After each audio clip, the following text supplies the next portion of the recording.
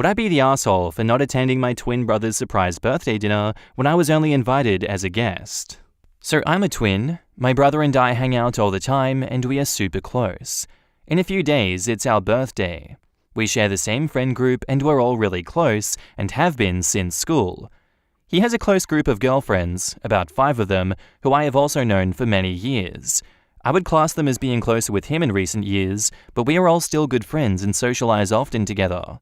Now, I have been added to a group chat labeled My Brother's Name Surprise Dinner. It's a surprise birthday dinner for my twin brother, organized by one of the girls in that group, and they have invited me as a guest. One of them also said in the group that it would be nice to see me as well, so I just feel like an afterthought. I wouldn't really have minded if the girls wanted to organize a surprise birthday evening exclusively for my brother and themselves, but they have also invited my partner and some of my brother and I's closest friends. This feels inconsiderate and quite upsetting, as I can't understand why I would be invited to my literal twin brother's surprise birthday dinner, with me only invited as a guest, as it is also my birthday, involving all of our friends. My girlfriend also found this action to be extremely rude and wondered why this girl didn't just reach out to her and then they could have organized a surprise involving both of us instead, or have just involved my brother and I and left the surprise element out of it. In the chat, it is clearly stated that we are all to arrive at one time, while my brother is due to arrive 20 minutes later. The thought of attending makes me feel weird because it's just a celebration for his birthday when him and I are literally born on the same day. This isn't new information to the organizer. Also, every year my brother and I do something together because we want to and because we have the same friends. Last year, our friends and my girlfriend set up a massive dinner for our birthday to which everyone was invited, including the girl group. So now I'm at a crossroads. I don't know whether or not to attend. On one hand, if I don't go, I will feel left out because our mutual friends are going, but on the other hand, if I do go, I will feel like I'm letting myself be disrespected, and I will feel uncomfortable as it feels like only my brother is being celebrated. So would I be the asshole if I took a stand and didn't go? Edit, my girlfriend has just checked the chat and the organizer has booked the dinner for 10 people and a set menu. There are currently 11 attending, excluding my girlfriend and I. If we went, this would make it way over capacity. Now we really aren't sure if we should go, because what if we turn up and there is no room? This makes it slightly more awkward, as we may or may not be able to just pull up a chair and join. The dinner is also tomorrow. Thanks for all the kind messages as well. I will definitely give an update after everything plays out.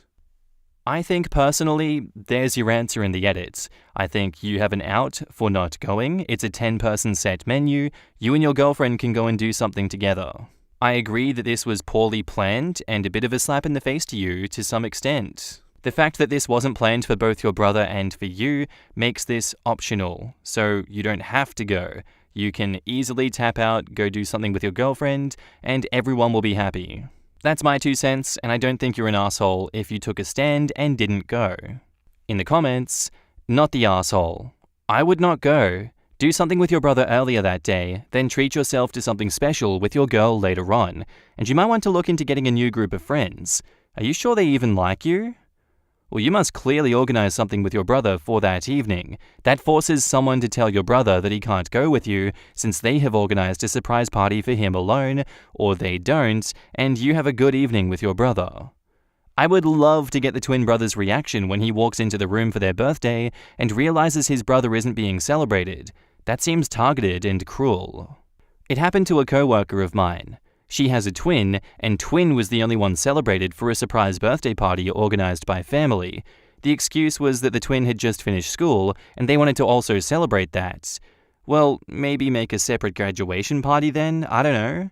Following year, coworker called twin for their birthday and just got a thank you. Not even a happy birthday back, so she decided to just give up on birthdays and family and just take a trip far from everyone every year instead. This has happened to my mum too. Her and her sister aren't twins, but they share a birthday. One year, my grandma organized a party for my aunt and tried to include mum in the planning and just disregarded that it was also my mum's birthday too. None of us ended up going. Not the asshole. Break the surprise and talk to your brother. Something about this is off. I could postulate, but there is something going on there that isn't just someone wanting to throw a birthday dinner. If you usually celebrate with your twin and your close friends, it sounds like this person is trying to be mean to you / disrupt that on purpose. What if it is actually a surprise for both the twins, but they both think it's just for the other twin? This would be hilarious, waiting for the other twin to make a similar "Am I the asshole" post now. Hilariously rude. Only in sitcoms should they try the "I'm being crazy inconsiderate and making you feel inconsequential because I want to surprise you" trick. And even there, it generally backfires, or at least comes close to doing so. Most people aren't Barney Stinson. Not the asshole. It's weirdly aggressive and rude to invite you, your girlfriend, and a bunch of your friends to a not-your-birthday party on your actual birthday. No big deal if they'd done something with just him, but by making it a surprise, they're trying to trap you into going along. It's so weirdly aggressive, I'd break the surprise and just talk to him. In fact, show him this thread. And OP replies, "That made me laugh, thank you. I might just do that." And now, onto the update. Hey, sorry guys, I know you've all been wanting an update, but I felt like I really had to sit with my feelings for a few days and really think about the nuances of the situation. I also want to thank you all for your supportive comments. It made me feel like I wasn't going crazy. There has been a lot of common questions, so I'll try to answer those first. Could this be a secret surprise for me too? No, definitely not. I was added to the group chat with all the other guests and was given instructions on when to be there and when we would all surprise my brother. Also, this girl is not that thoughtful, and if it was a secret surprise, my partner would have known and wouldn't have just let me suffer in silence. Does this girl have a crush on my brother? I was actually impressed by people's intuition. It's not really a straightforward crush.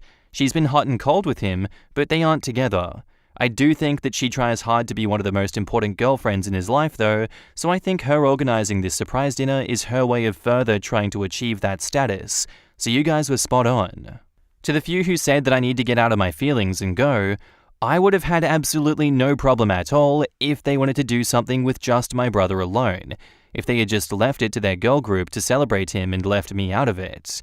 I respect that they are close to my brother, and I would have been happy for him. The problem arises when I'm invited as a bystander, and my partner and some of my best friends are invited too, while completely disregarding that it's my birthday also. That's what made me feel shitty. Why haven't some of my closest friends who were invited said anything? I got a call from a friend the day of the dinner, and he said he spoke with our other close friend, and they agreed that it was extremely rude and a strange thing to do. I asked him why none of them spoke up on my behalf, and he just apologized and said he didn't have any excuses for it. They still ended up going to the dinner. My other close friend rang up the day of, and she said that she is not attending because it doesn't feel right to do. Then this close friend ended up texting one of the girls from that group explaining why she won't be there. The girl then responded with excuses and said it's not that big of a deal. So I spoke to my other close friends who are also twins, they weren't invited to the dinner, and just asked them how they would feel if they were in this situation. They pretty much said what the majority of you all said. They were so angry on my behalf and said that it's extremely messed up and that they wouldn't go if this was them. They then created a new dinner plan with myself, my girlfriend, and my brother, and our closest friends so that we can do a new celebration after our birthday instead. I didn't go to the dinner. It was 2 nights ago, so my girlfriend and I went to see a movie instead. We figured if we took the radio silent route, our absence would hopefully speak for itself. I was really considering saying something in that chat, but I also was not wanting them to paint me as aggressive. I was also considering calling my brother the morning of and ruining the surprise because I wanted to let him know what was going on and just talk to him. But at the same time, I felt like an asshole doing that to him. I wanted him to have his moment too, so I decided to wait until the day after the dinner to say something. I spoke to my brother yesterday and showed him the post, and he recognized that it was very rude and stupid of her and said it felt weird for him too. He explained he had nothing to do with it, which of course I already knew, and let him know that I never blamed him for it at all. He said that at the dinner, the organizer said that she invited me and my partner, but that we just didn't come, so he wasn't actually aware that I was invited only as a guest until afterwards. But he hasn't said anything to her yet. I'm not sure if he will mention something to her later on or not though. The organizer hasn't said anything to me either, but I don't really care about hearing from her anyway. Yesterday, both me and my brother went to the new celebration dinner together, which was really nice, and we both had a really good time. So really, this whole thing just highlights who my actual friends are. Now for some relevant comments. People say OP is a better person than them because they would have said something to the organizer. And OP says, yeah, I thought about maybe saying something next time I'm around her, but then again, I can't see her taking any genuine accountability, as I've also heard that they have already regarded it as no big deal. I think it might make me feel worse to be gaslit, but I know within myself and that many others think that it was wrong of her. So if she doesn't want to admit that, then that's fine by me. Someone says they're disappointed the brother's still friends with some of these people, and OP replies, well, he's read the post and the comments on it, so hopefully he can come to his own realization about it, as I didn't want to impose my own opinion on him, as I think it is hard to acknowledge that one of the closest friends could do something/be like that. I think it's also hard when he has them downplaying the situation too.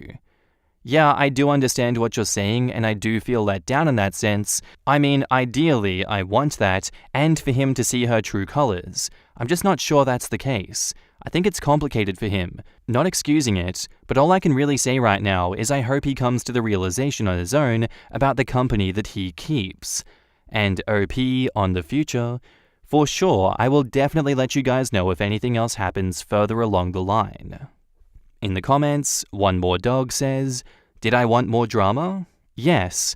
Is this a realistic life update where you kinda just move on from shitty people? Also, yes. Material Paint replies, well, I wanted the brother to act a bit different seeing how close they were, from OP's POV anyway. It's always possible the brother thought their relationship was not that good or something. Did I expect that for more drama? Maybe, but I also expected that so that OP knows for sure that his brother has his back. My guess is the brother confided in her that he wished he had a birthday to himself just once, maybe just talking, and she decided to run with it in the stupidest way possible, or she is just a thoughtless, rude manipulator. Considering the response, I'm tired of this girl, from the other friend, seems like there are some frequent antics coming from her, but at the same time, the brother did not even wonder where his twin was, didn't even send a quick text. I don't think that he said he would prefer a birthday alone, but I do think he's moving on from doing everything together, so he didn't care much. I know some twins actually despise that because it feels to them like they are not individuals. M. Morrigan says, OP is just giving that girl enough rope to hang herself with. Hopefully his brother sees through her gross attempts to endear herself to him. I would have been petty and clued him onto it ahead of time though. Honestly, I remember thinking OP should go when I first read the initial post. I felt like forcing the organizer to look him in the eye when everyone realized what she pulled would have actually been a better way to call her out. By not being there, he sort of put the issue out of sight, out of mind for her. Which worked out best for the organizer as far as the actual dinner goes. She was able to hand-wave his absence and act like it had nothing to do with her. I can understand why he didn't want to go, but OP kinda did her a favor. It would have been way more satisfying to watch her scramble for an excuse when she had to admit to the brother that they weren't intending to celebrate OP at all. I guess my takeaway on this situation is that I kind of agree with that. I think it would have been interesting to see what happened had OP turned up to the party and forced her to come up with an explanation as to why he was a guest and not a sole focus of the party. I'm surprised she didn't realize the glaringly obvious mistake and try to fix things from the get-go. Maybe she's just a bad person. Maybe this is enough of a warning sign for OP's twin to be like, huh, she really didn't think that through, and if she did think that through, she's a bad person. She made no apologies for this. Should I be with someone that doesn't care for my twin at all? Someone that I'm very close with and I care for? Many things to ponder. I want to know what you guys think of this one down below. Am I the asshole for letting my son help me in the kitchen? In a general sense, I know that I'm not the asshole, but I want an unbiased opinion from people in here. I, 42 female, have 3 sons, Jamie, 16 male, Matt, 12 male, and Paul, 10 male, with my husband Charlie, 45 male. My middle son Matt is a little different from his brothers. His brothers like things that are typically meant for men like sports, gadgets, video games, and so on, but Matt is different. He's not a big sports fan. He likes reading and painting. He doesn't mind doing things that are typically not for boys. Another thing about him is that he is passionate about food. He has been like this since he was 6. He would often come to the kitchen and see me cook, and oftentimes offer to help. Well, I don't let him do heavy things like cutting or standing too close to the fire, but he would be a helping hand. I call him Ramsay Jr., after Gordon Ramsay. Honestly, I like this arrangement because while I'm doing all of the cooking, my other boys are in their room. My husband, on the other hand, is not impressed by Matt. He's a proud father of 3 sons and often likes to do stuff with them like teaching them how to play baseball, playing video games, wrestling, and watching sports. But Matt's not interested in any of those things. He has said over and over again that those typical things they do don't interest him. My husband would still force him to do it because he thinks it's more important for him to do things that are more masculine with his brothers because it creates a bond. I have tried several times to convince my husband that he has to let Matt go and let him do his thing. He eventually reached to a compromise that Matt will do sports and other stuff with them once a week so that he is in touch with his brothers, and the rest of the time he would do his own activities that he likes. My husband also doesn't like that Matt would rather stay in the kitchen with me being my helping hand, rather with him and my other boys.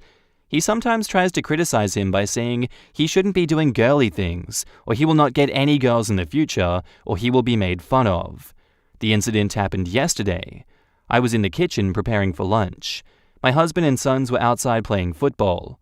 Paul and Jamie called Matt to come play with them, but Matt was not interested. I told him he should go play with his brothers now while I do the meal prep, and he can come back during the cooking process. Matt agreed, but he came to the kitchen after 10 minutes and started helping me. My husband was with the boys too. He called Matt several times, but Matt didn't budge. I can see that it irritated him. After the lunch, my husband was pissed and told me what I was doing to Matt is going to harm him in the future. I asked my husband, how is him forcing him to do things that he doesn't like going to help him? He wasn't listening and just kept saying things like he needs to be a man and stop doing girly things. And the way that I'm encouraging him to cook and bake things like grandma, he would get bullied in school, and he doesn't want a son who is a sissy. I was shocked. I told him that he needs to get his head out of his ass because cooking is gender neutral. There is nothing wrong with Matt wanting to cook. My husband got mad and told me that I am ruining my son's future. He doesn't want him to grow up weak and fragile, and making him do girly things will make it worse. He needs to learn how to be a man like his dad and learn how to provide, rather than take on feminine roles. And just because I couldn't get a daughter, I should stop turning my son into a girl. This turned into a huge fight between him and me, and now he is not talking to me. Matt is sad because he thinks that he is the reason why his dad and I fought. I had to reassure him that this is not his fault at all. So Reddit, am I the asshole? Or should I just have told Matt to play with his brother and not come into the kitchen until the lunch is served? Edit, I have read the comments. I just want to clear out any confusion. My other boys, Jamie and Paul, do have a good relationship with Matt. Yes, they are different and would rather stay in their rooms and do their own thing, but none of them have ever bullied Matt or made fun of him for liking things differently. Also, I am a homemaker for now, but my husband does help me with some chores, like getting kids ready for school, driving them to school, and other extracurriculars, like folding the laundry, taking care of the lawn. So it's not that I'm totally helpless. The kitchen duty is 100% mine because my husband doesn't know or like to cook. I'm just going to go straight off the bat with this one and say you're not the asshole for everything that's happened in this story. And it's good that you realize you're not the asshole from the start because this guy's just being a dick to you. I'm not suggesting that you should do anything malicious or take any action against your husband, besides just pulling him up on his actions here. Perhaps educating him and questioning where he's getting these weird ideas from and why he's being such a dick towards your son. Not the asshole, OP. In the comments, Francis says, OP, you are not the asshole, not at all. You are, however, married to a sexist misogynist. Who cares if your son doesn't like sports? What matters is that he is happy, healthy, loved, and supported. Please keep fighting for him. He needs to know that someone loves him and views him as more than a gender. Cooking professionally is a male-dominated job. Your husband needs professional help. Also, I'd love to see him call Gordon Ramsay weak and fragile to his face. Not the asshole. Your husband is a peanut brain. Learning cooking is not shameful and is a basic skill. In Japan, they learn cooking in primary or junior high school. Is Matt helping you because he enjoys cooking, or because he doesn't want to leave you in charge of cooking, and probably cleaning, alone? Cooking is a useful skill to become independent. All your kids and husband should learn the basics. Not everyone likes sports or driving cars or fishing. Are all famous cooks gay or sissy? Is Gordon Ramsay a sissy? Lamau? Your husband has some serious insecurity. Maybe he should go to therapy. Professional chefs and line cooks. I'm a woman in my 30s, and when I was a teenager working at a restaurant, I wanted to bus tables, do dishes, and train to be a line cook instead of hostessing and serving. I was told, no women in back of house. So when I'm getting paid to clear plates, wash dishes, and cook, it's a no-go, but doing it for free in a domestic setting is okay? Not the arsehole OP. Although I do think you need to sit down with your husband and ask what is going on. Is he sexist or just upset that his youngest son prefers spending time with you rather than him? And now, onto the update. Hello everyone, I just wanted to say thank you for the comments. I know some of you called me a troll. I don't know why you think that. I just wanted some unbiased opinions. So anyways, I'm here to update on the situation. My husband Charlie was not letting it go. He insists Matt is wrong for wanting to cook with me. The argument between me and him never truly settled. So, a few days ago, he decided to call his dad. He thought since his dad was in the military, he would teach Matt some lessons. So, my father-in-law came to our house. We chatted and talked. Charlie brought up the issue with Matt. He just talked about everything, starting from his passion for cooking and not being interested in other masculine stuff. Father-in-law was quiet and thought about it. Matt looked scared because father-in-law looks like a scary guy. Father-in-law told the kids to go to their room because he wants to have a chat with hubby and I. After we were alone, I was expecting father-in-law to blame me, but instead, he blamed my husband. He said he is really embarrassed for my husband for having such backwards thinking. He knows that when father-in-law was in the military, he had to do all the chores and sometimes have to cook. He just unloaded on my husband that he is teaching the wrong lesson to Matt, that cooking is a good skill and it will help in real life. Watching sports and video games will not teach him anything valuable. There is more. I cannot write all of it, but my husband looked really defeated. He tried to argue that Matt needs to do tough things, but father-in-law shut that down by saying he has the nerve to say cooking is easy when he probably can't boil water. Honestly, it was funny to watch my husband being berated by his dad like a kid. Father-in-law then called the boys to the room and told us to give them privacy. We were outside. I was looking at my boys through the slit of the door. Matt looked relaxed, but the heads of Jamie and Paul went down. Long story short, father-in-law told my boys not to bother Matt anymore. He also instructed that my boys help me in the kitchen once a week to learn how to manage a home. He also told Matt not to be scared and to do whatever he likes. I'm glad that Charlie brought him to our house, even if his plans backfired. I thought that after father-in-law left, there would be peace. My husband would be normal and understand, but he was sulking and moping around. I asked him continuously what happened. He didn't answer at first, but then after a lot of pushing and pestering, he did. He said the reason why he didn't want Matt to do feminine things is because my husband was bullied for that when he was in school.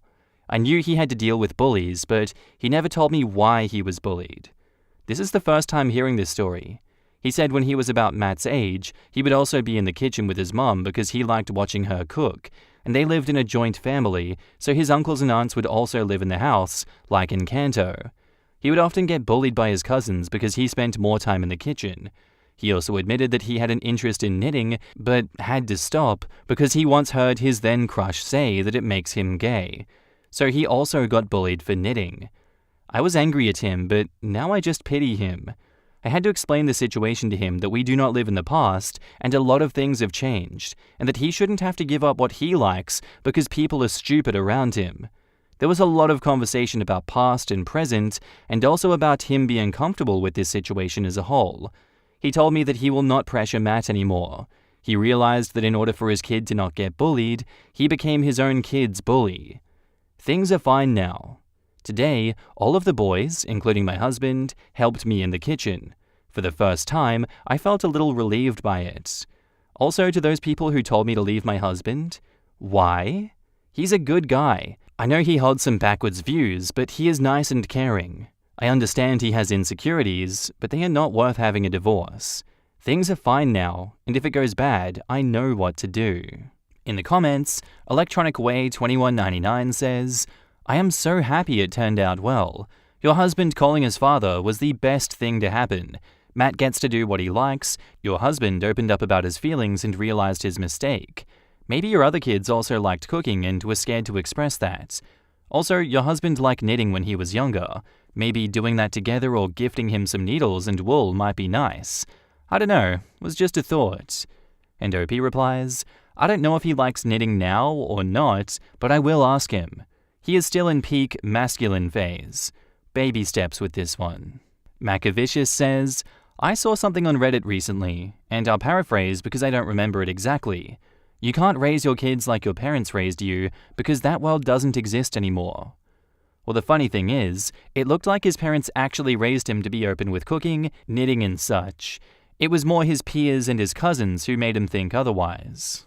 I thought the other two boys weren't bullying Matt for liking to cook or for not participating in the activities that they do, and in the second post they're now getting scolded to leave him be? Or maybe either OP assumed they didn't bully him, or father-in-law assumed they did bully him, but I don't know. I figured that OP didn't realize, whether because she didn't realize the standard brotherly rivalry was more serious than she thought, or because the kids, plus her husband, were trying to hide it from her. I really think the leave him be was probably because they helped their father pester the child to do manly things, not necessarily bullying him for what he wants to do. I can say with absolute confidence that a man with cooking skills is way more attractive than one without them. Whatever sexual orientation Matt is, he'll be seducing everyone with his skills in the future. That was my immediate thought when I read about the father thinking that a boy with cooking skills will never get a girl. Hell, I've heard from multiple women that they find their boyfriends and husbands the most sexy when they're doing the dishes. My ex needed help with cooking frozen pierogies that he had to boil. I lost so much respect in him that he couldn't even be bothered to Google it. My now husband worked in multiple kitchens, and we both cook every dinner together unless I'm sick, then he cooks, or vice versa. I love that I don't need to hold his hand for doing tasks like cooking. Our next post is by user DiligentNeat8843, titled, Am I the asshole for how I responded to a friend at my friend's birthday dinner? Hello, I am a part of a friend group of 5 girls, all 20 to 22 years old. We live in Europe and this post is translated to English. My friend A had her birthday dinner with the group yesterday. A's friend B is 22 and is a stay-at-home mother. I'm a university student. Yesterday, when B arrived late, she looked at me and said, "You look like shit." Not very nice, but true, so fair enough because I really looked like shit. Why? I have a lot of courses that I have to attend, and I cannot delay them. The exams are coming. I am studying for more than 90 hours per week without counting lectures. I'm also working, although only 3 hours a week with preparing at home for at least 2 more hours. I am stressed, and I fear that I cannot pass these exams. I kind of developed insomnia due to the stress, so I've not slept for the last 3 to 4 days, and you can see it in my face. I'm starting to think that if I die right now, at least I don't have to do the exams. But I think I'll feel better again after the exams. I did not ever want to go to dinner because I just have so much to do, but I care about A, so I went. I said, "Yeah, I'm very tired from studying." She laughed and said her usual mantra, "You don't know what tired is. I have 3 kids. Talk again about it when you also have 3 kids. You could have at least put on some makeup." Now, I don't really know what happened to me because we're all used to these kind of comments from her, but I just snapped. I told her exactly how tired I am. I told her that she isn't the only one tired, and that her gatekeeping being tired is annoying, and also shows what a selfish person she is, and that being empathetic for one time would not kill her.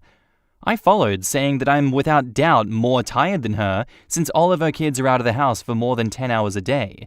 Good daycare since her husband has a good job, and all she has to do is clean, and not even cook because her husband does this. Moreover, she has her mother-in-law taking care of night duties, because she and hubby are too tired. She told us all of this herself, while I have to clean and cook and do all of these things by myself. I think at the end I was kind of screaming because when I looked around, people were staring at us. She asked A if she had anything to say, and after A didn't say anything, she told me I was a childish B and to go to hell. Then she left. I think A was just too shocked to react. After that, I started crying, and I immediately apologized to A for ruining her birthday dinner. A was kind and told me not to worry about it and that she would have a chat with B later. The other girls messaged me after we left, saying that I had to apologize to B, that I was insensitive to her struggles, and that it was not okay to bring her home situation to the discussion. I wrote this during another sleepless night, and I'm only posting this now because I still don't know if I was in the right for responding like that. I mean, I still ruined A's birthday dinner, and I could have just ignored her comment. Honestly, I'm gonna say not the asshole for this one. I think she absolutely deserved everything you gave to her. Yes, raising 3 children is hard, but she is young, she has so much help, the kids are out of the house 10 hours a day, her mum does half the work, and she doesn't even have to cook. What is she doing that's so hard when she doesn't have the kids for that long and has so much help around her? I feel your pain, resentment, and anger, OP. She can take her snide comments and shove them up her ass for all I care, not the asshole. In the comments, JacksonLove3 says, not the asshole. B can dish it out but can't take it back. Had she kept her rude comments to herself like she should have, she wouldn't have been embarrassed like she was. I would not apologize to her at all. I would offer another genuine apology to A for this taking place on her birthday though. Was it the best way to handle it? No, but B deserved what she got. Sounds like you hit a nerve, not the asshole. Stay-at-home mum with kids in daycare and mother-in-law doing the night shift? Wow. She sounds like an entitled, nasty person. Not the asshole, don't apologize. You told her the truth and gave her a reality check. I am so sick of parents pulling the poor me card. Other people have stressful lives too. They chose to have kids. Yehot22 says, everyone sucks here. High key, screw B. She didn't have to have 3 kids if they make her so tired. But she did, and she's not raising them. Her daycare and her mother-in-law is. You made highly accurate points. She's angry because you called her out on every piece of bullshit, and she had 0 excuses to use. Throwing a tantrum on your friend's birthday was out of line. I can sympathize that B triggered you when you were exhausted and stressed, but you should have put her in her place quietly and privately. Please take A for an expensive lunch or dinner somewhere, or have a spa day for the 2 of you as an apology. Regarding university stress and time management, power through. School is exhausting. I have found using a giant desk-sized old school pen and paper calendar to write out my deadlines gave me time to coordinate my life and sleep schedule better. It might help to go to some university counseling services a few times to cry and vent out some stress so you don't have to take it out on other people. Edit, additionally, reconsider that friend group. Why did no one have your back when B said you look like shit, but then expect you to apologize after she instigated the fight by insulting you publicly? It seems less of a tantrum and more of an I'm overwhelmed thing to me. And now, on to the update. I know some time has passed since I wrote my post, and not many people were interested in my conflict, but I still want to update for the few people that cared enough to comment. I was judged not the asshole, and some comments really helped me. A special thanks to user No I Won't Install the App. Regarding my friend A, I called her and apologized again for yelling and ruining her dinner party. She said that I did not ruin anything and that she should have put a stop to B's actions long ago. She also told me that I was paranoid as always, and that I did not yell but just raised my voice a bit, and that it was normal that the table next to us seemed invested in our discussion. I insisted on taking her out to dinner, just the 2 of us, after my exams, and we went, and we had a great time. We were both in no contact with B and low contact with the other girls. Regarding my university problems, I contacted my teacher. He was as useful as always, and told me that I should continue to do my work, meaning all the work, and that he would ask his superior for help. I did not hear back from him before my presentations. At that point, I was angry and bitter of all the work that I had to do, so I said screw them, and signed everything with my name only, and presented alone with my colleague standing next to me completely silent. I repeated several times that I did everything alone and told my teacher that I sent him an email with proof of this, email, screenshots, etc. He said he had not seen the email yet. He asked the others if this was true that I did everything alone, and 3 of them actually tried to lie after I told the teacher that I had proof. But the last one, I will call him Boy, said the truth and apologized to both the teacher and me. Boy took me out to lunch after the presentation, apologized again, and explained that he was stuck in a mental coma after a traumatic event that occurred to him, and that I snapped him right out of it when I told the teacher about all the work that I had to do alone. His words. He told me that he was thinking about quitting his studies because he was so far behind, but I managed to dissuade him, and we now regularly meet up to study together. We have become good friends, and he will be back on path with his studies in about a year, hopefully. I passed all of my exams, but the colleagues failed all of them. The 3 other colleagues are currently facing some troubles with the university for fraud/cheating, since they continue to claim that they worked on the exams and will not back down with these statements. My teacher is confident that they will be expelled over their stubbornness. Boy is okay, as he admitted everything and just failed the exams. I can sleep again, and I am happy. This is all. Thank you again. In the comments, Now Kiss Please says, "This is a great update, and I'm really proud of you for standing up for yourself at school and for learning the value of prioritizing friends who reciprocate care. You handled all of this really well, and I really hope that your workload becomes more reasonable as you continue to push back on those who may try to shirk their responsibilities. In your OP, you mentioned that you didn't know what happened, but you felt like you just snapped. When you're sleep deprived, your ability to regulate your emotions plummets. While I think your response to B was warranted, if you have any lingering regret, I think you should give yourself a little more compassion and understand that your actions were very human." Oh, 100% on the sleep deprivation and emotional regulation bit. I have fibromyalgia, and even though I take meds to help regulate pain and help me sleep, if I get overtired, I can have a big meltdown, and it sucks to have happen. B was choosing to be snide and belittle you, OP. Add in the overtired/exhaustion, and you got the perfect mix of having a bad moment. I'm delighted that A was both understanding and realizing just how toxic B was being. Cutting out the negative people will do you the best thing that you can do. And full-on cheering here, for you standing up for yourself, and also for helping Boy with studying and staying in school. You've done both of you so much good. Keep doing great, and don't forget to take time for you to relax/unwind. Studies can be overwhelming at times, and just taking even a few hours away from them can do so much more good for you. 3 kids at 22, god damn. That's how you end up with parenthood being your whole personality. Parents can be the most entitled, selfish people you'll ever meet. As the previous full-time working single parent of 3 kids, youngest is 18, with very little support, my mum would help with work-related babysitting once every few weeks or so, for which I am very grateful. Let me say that I find it incredibly annoying how much some parents whine about the situation they participated in making.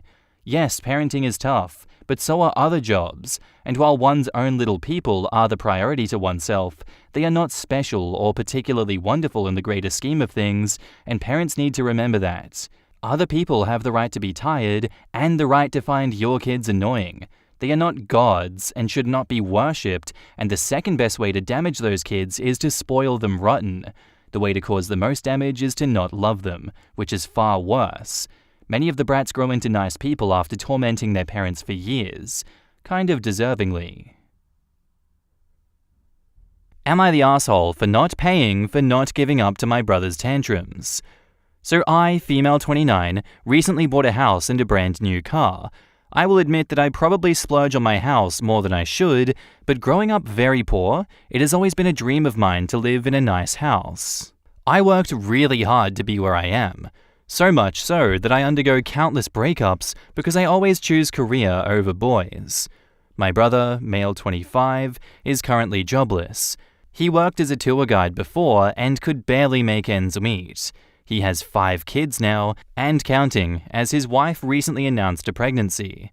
He messaged me on Facebook that there is something that he wants to talk about, and I thought that he would want to make me the godmother to his incoming baby.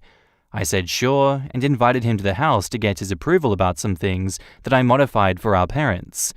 I gave him a tour, and he admired my house greatly, saying things like how excited he is to bring the kids to my house. I didn't mind anything about it, as I thought that he meant just a visit, to which I'm more than happy to host them for. Imagine my surprise when he finally sat me down and finally revealed what he wants to talk about. He wants me to give him my house.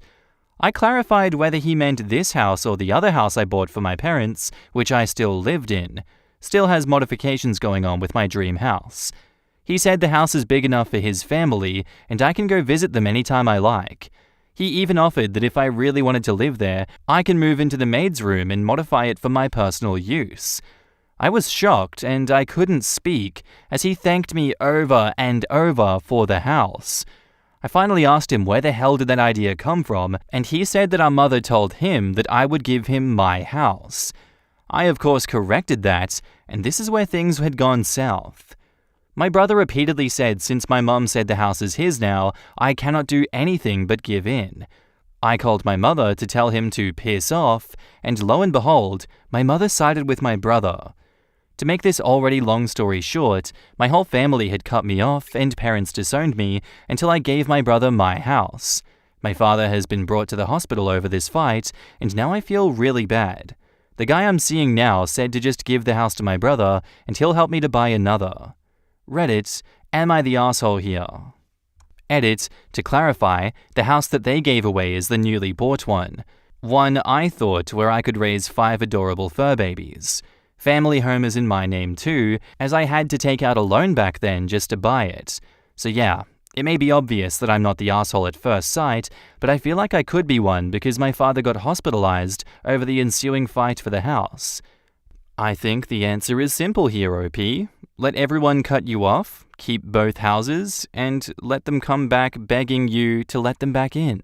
I don't think you're an asshole for not wanting to give away 2 houses that you've spent your entire life working for, and now modifying to reach your dream, where your brother is 25 with 6 kids.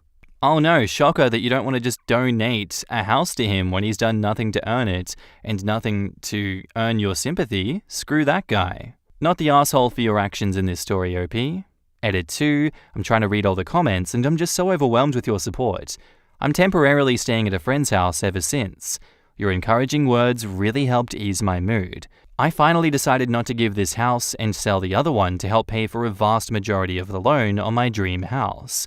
I also decided to remove my parents' access to my health plans and remove them on my insurance. Last but not least, thank you for the awards, kind strangers. Reading your comments made me realize how ridiculously unreal this sounds. In the comments, Nervous Tomato says, not the asshole of course, but what the actual hell is going on here? The entitlement of your brother to expect that you will give him your house, and the nerve of your parents expecting that you would indeed do this? Actually, if your parents want to provide for your brother, they can invite him to live in the house that you've bought for them, and they can live in the maid's room. Your family is toxic, OP, and if that's how they see you, as a bank, then cutting you off is a good thing for you. I'd kick everyone but the dad out of the homes that OP owns, both of them, and lock it down with a lawyer for safety. Cameras, all of it. This sub is way too familiar with some insane people. This. I'd be worried because they look like they feel completely entitled to all that OP owns, so they would not even understand what's wrong in trying to get it themselves. They think this way because she bought the family home and paid for it, so why not when she bought the house give it to her brother who really can't afford a house or anything else? Exactly. She owes on the house, and I bet her mum still expects her to make payments after she gives it to her brother too. Certainly her brother can't afford the payments. For them to do this to her after she bought them a house is beyond toxic. And now, onto the update. Hello. So a lot of people have reached out to me since my original post. A lot has happened since then. I'll try to include as many details as I can. So I cut my family off back in December and removed them from all the services that would benefit them connected to me, since I figured, I don't know, hey mum, you told me I'm dead to you, then you get no free house from me anymore. So the reactions from our extended family were just as I expected. Most of the quote-unquote adults sided with my mother. My cousins expressed their support to me. I got uninvited from the family reunion that I initially sponsored, and isn't that just the worst? My aunts and uncles had barricaded the gate when I arrived at my granny's house. I won't expand on this anymore because this still hurts until now. My mother also sued me for selling the first house back in January. It did not reach the higher courts, and I won. Public perception of me got worse though. She and my brother took this defeat to twist the sympathy in their favor. They posted on social media about how I am an ungrateful daughter and I owe them for everything that I have. They also blamed me for my father's death. Yes, he died. I didn't even get to attend the funeral because I was banned. When this happened, I almost gave in and signed the papers to give the house to my brother. I blamed myself and believed them that my selfishness killed my father. At this point, my boyfriend convinced me to take a break from work and talk to a professional. I did just that, and I'm only now just realizing how effed up the way they raised me was. I can't believe it took internet strangers to realize that something was wrong with how they treated me. To be honest, I almost decided to not post an update. It was last month when my therapist suggested that I should do it because this is where me breaking off from them started. On the bright side, I saw how my fiancé's family really liked me because of this ordeal. I thought they were just being nice, but shit happened and they supported me every step of the way, especially when my partner had to go overseas for 1 week's stay because of his job. They really took care of me and even assured me that I'm worth more than my family thinks I am. The nicest thing I ever heard in my life came from his mother. Anyway, last July 21st, my father's birthday, my mother reached out to me. She explained to me that she understood that she had no right banning me from his funeral, but at the time, all she could think about was how I cut them off my health plans, and it rendered them incapable of supporting my father's hospitalization. I didn't realize this, and we cried for hours. She said she still blames me though, and doesn't think that she can forgive me. I think I understand her. My therapist told me that thinking of what-ifs is counterproductive, but still, if I could go back in time, I would help them with this. My brother won't talk to me and that's fine. This feeling is very much mutual. In the comments, ColdTale9231 says, I believe in natural consequences. You cutting your parents and family off financially after being manipulated and abused is a natural consequence. Your mother can blame you all day long, but her actions are what got the ball rolling. You are amazing and strong for working so hard to move past this. Binzoma says, this is why people say fate does have a sense of irony. OP was willing to give almost everything to her family, but wanted one thing for herself. OP's family wouldn't allow that, so they lose everything else of OP's that they'd already had, and had lots of consequences as a result. You couldn't write a better ending to a Shakespearean tragedy. Their greed and selfishness actually killed them. Sucks to suck. That OP is still being manipulated by these people is insane. OP, you need to keep that no contact up. Your mum showed right away that she hasn't learned anything, changed, nor does she see you as a human being, just a thing that provides stuff for her. Something tells me that the mum really didn't just contact OP because she suddenly wanted to make amends. I get the feeling that she's trying to get back in OP's good graces in an attempt to get some of that stuff back. Or she fears that because OP isn't supporting her, then what happened to Dad will happen to her too. Don't go back to them, OP. They are destructive and just taking what you've worked so hard for. Don't let them do that. Yeah, that wasn't making amends, it was a guilt trip. Here I am being reasonable, and it's so sad that you can't be reasonable too, as it killed your dad. No, OP. They promised something which wasn't theirs to give, and disowned you for wanting to live in your own house. They disowned you, not the other way around. You withdrawing financial support, including health insurance, is a consequence of their action, not something that you chose. Not really. If your father died as a result of lack of medical care, and I'm not certain I believe that, then it's due to your mother's actions, not yours. I still have doubts over the partner who said to just give the house to the brother, and he'd then help her buy a new one, according to the original post. Something is very wrong about him too. Now he's convinced her to leave her job, which doesn't reassure me. Playing devil's advocate here, perhaps his initial suggestion was made in dire circumstances. With him watching her struggle over this, it might have just been a spur of the moment, I just want my loved one to stop hurting thought. And here OP says, take a break from work. That could mean just taking a couple of weeks off, not necessarily quitting her job. You might be right, but you also might not be. I don't think that we have enough information to make that kind of judgment about OP's partner. And OP replies, oh, he means well. I showed him the comments about him back when I first made the post, and he made jokes about it. He's actually more well off than me. He made the offer because he just wants my family to stop bothering me about the house. This offer is made back when the things are escalating for the worst. Regarding me taking a break from work, it's what we have been planning even before COVID, and when the travel restrictions eased off, there is always something coming up which pushes our travel plans. However, my work performance plummeted when my personal problems piled on top of one another, so he literally had to beg me to take a break from work. I just feel like I need to clarify this here. He is an absolute godsend. My partner treats me like a goddess. I only had to name it, and he would give it to me. And just to wrap this story up, I guess, condolences to OP. I'm sorry that your father died under these circumstances. Though I can't help but feel as though I blame your mother entirely for this situation. Your brother also has a big burden in which he needs to shoulder, and I feel like he needs to admit that it is his fault that a lot of this happened. A lot of people pointed out that the mother was coming back because she probably wants to get back in your good books and potentially be financially supported by you once again. That is up to you as to whether you decide that's a good idea. I personally don't know, given past actions, but hey, I mean, your father is dead now as a result. Maybe she did genuinely change, who knows?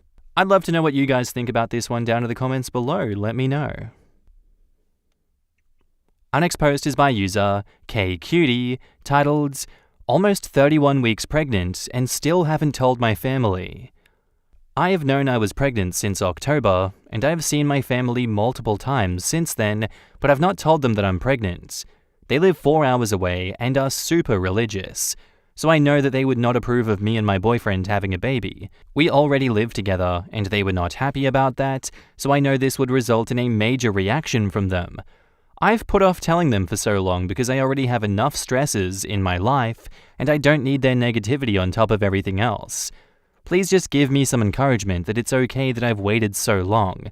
I know it's their grandchild too, but after my boyfriend's mum's reaction, I just don't want to tell them at all, even though I know at some point I'll have to.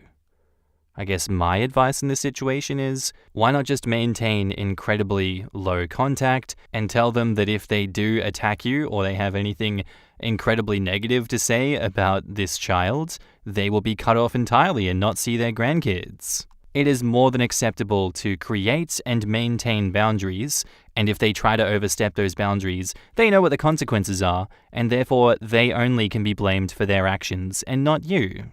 In the comments, Susie0701 says, just because it's their grandchild, they have no rights to your peace and tranquility.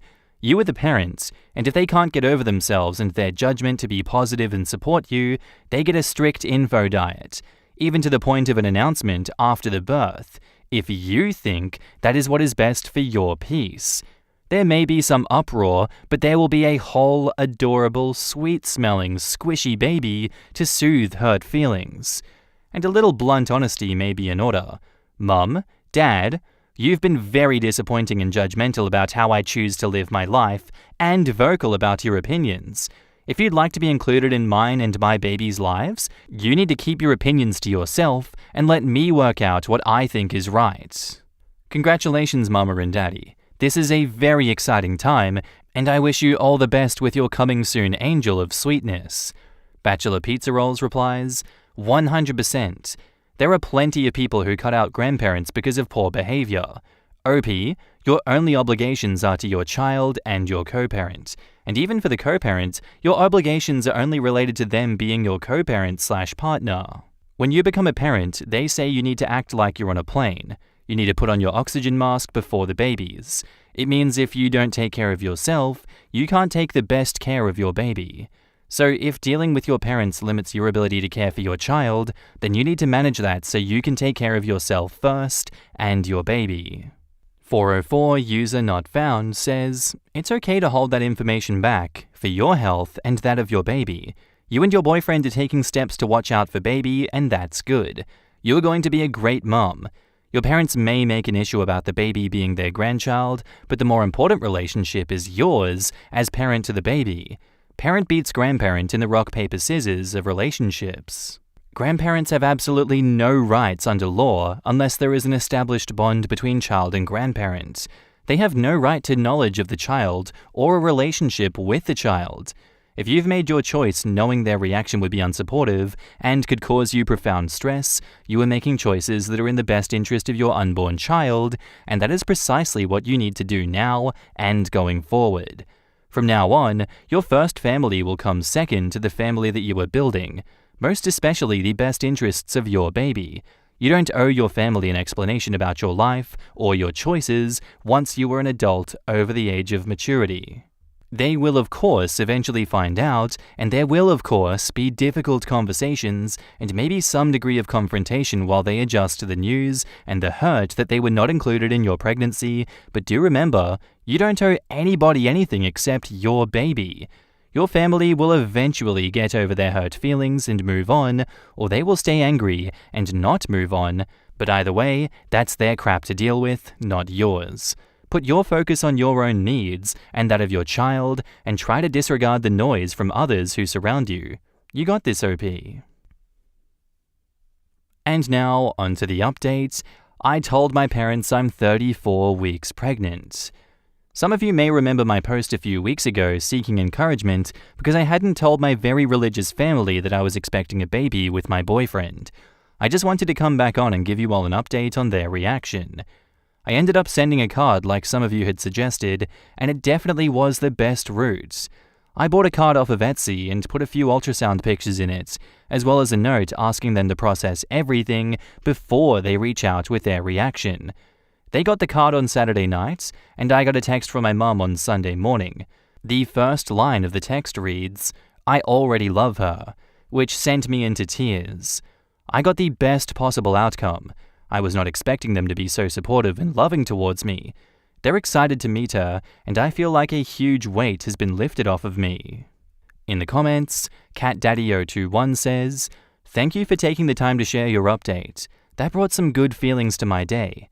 I actually also have some religious parents and shared something I was very nervous about since it didn't really fall in line with church teachings. They had a similar reaction, so I'm always happy to see accepting parents. Congratulations, you've already got such a great village for your little bean. My mum was very religious with us growing up, no sex before marriage. Now I'm almost 30, and she doesn't care how she gets grandkids, just that she gets them." Taken by Lovely says, "When I told my mum I was pregnant at 19, she lost her mind. She threw down the phone and ran around hollering. Dad picks up the phone and says, hello? And I say, Dad, I'm pregnant. And he says, is that all? I thought you were dead. And then they were best buds from the minute she saw him be born until she passed away 18 years later. I'm so glad that you decided to reach out. I'm so happy for this outcome for you. Best wishes for an easy birth and loads of amazing family time." John Locke says, "Oh, this was not what I expected, and it completely made me cry. I already love her was probably the best response they could have sent. My parents weren't married when they conceived my older sister, and my grandmother freaked out. Not religious concerns, but practical. It was going to ruin my mother's career. They hadn't been together nearly long enough. They lived too far away, and their mothers wouldn't be able to babysit, etc., etc. They should abort and wait for a better time. My grandpa waited until all the hullabaloo and shouting had blown over, and Grandma had left for work the next day. Then he climbed up to the second floor where my mum was sleeping, gave her a big hug, congratulated her, and said he couldn't wait to meet his grandchild. Mum and Dad got married 6 weeks later, and here we all are after 35 years. Grandpa was mentally ill and often borderline incoherent, but in that particular moment, he said exactly the right thing." Damn. That was a beautiful story too. To cap off, an even more beautiful story. Someone cutting onions in here?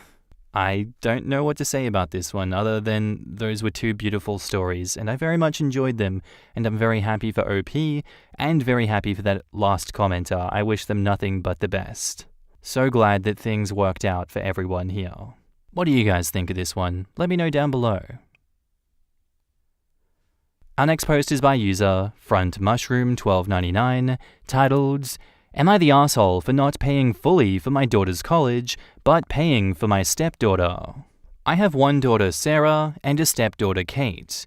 Sarah's mum and I divorced when Sarah was 13. Regrettably, Sarah and I do not have a close relationship as I live in a different state and her mum had full custody and I only got visitations. I met my wife 1 year after my divorce, and she and Kate moved in with me when we got serious. Sarah refused to come to the wedding and didn't bother to get to know my wife and Kate. During our divorce proceedings, my ex and I agreed that we would each put aside $40,000 for Sarah's college, enough for 4 years. There is $90,000 in that account. My ex added a bit more. To be honest, Sarah was never interested in college, nor did she do well in school, so I didn't really think about it. Since Sarah is graduating this summer, she came to me and told me that she had gotten into a very fancy fashion school that was more expensive than the budget, as she would be an out-of-state student as well. She asked if I would pay for it, and I said no. I and her mother agreed on the cost, and as I am paying for Kate as well, I simply cannot afford it. Kate got early admission into an elite university for medicine, and I promised my wife I would take care of it. Sarah started yelling at me and behaving in a very childish manner. She said I abandoned her and her mum, and I favored Kate. None of that is true. I told her she had plenty of money for her college, and quite frankly, paying that much to study fashion is ridiculous. She cussed me out and left.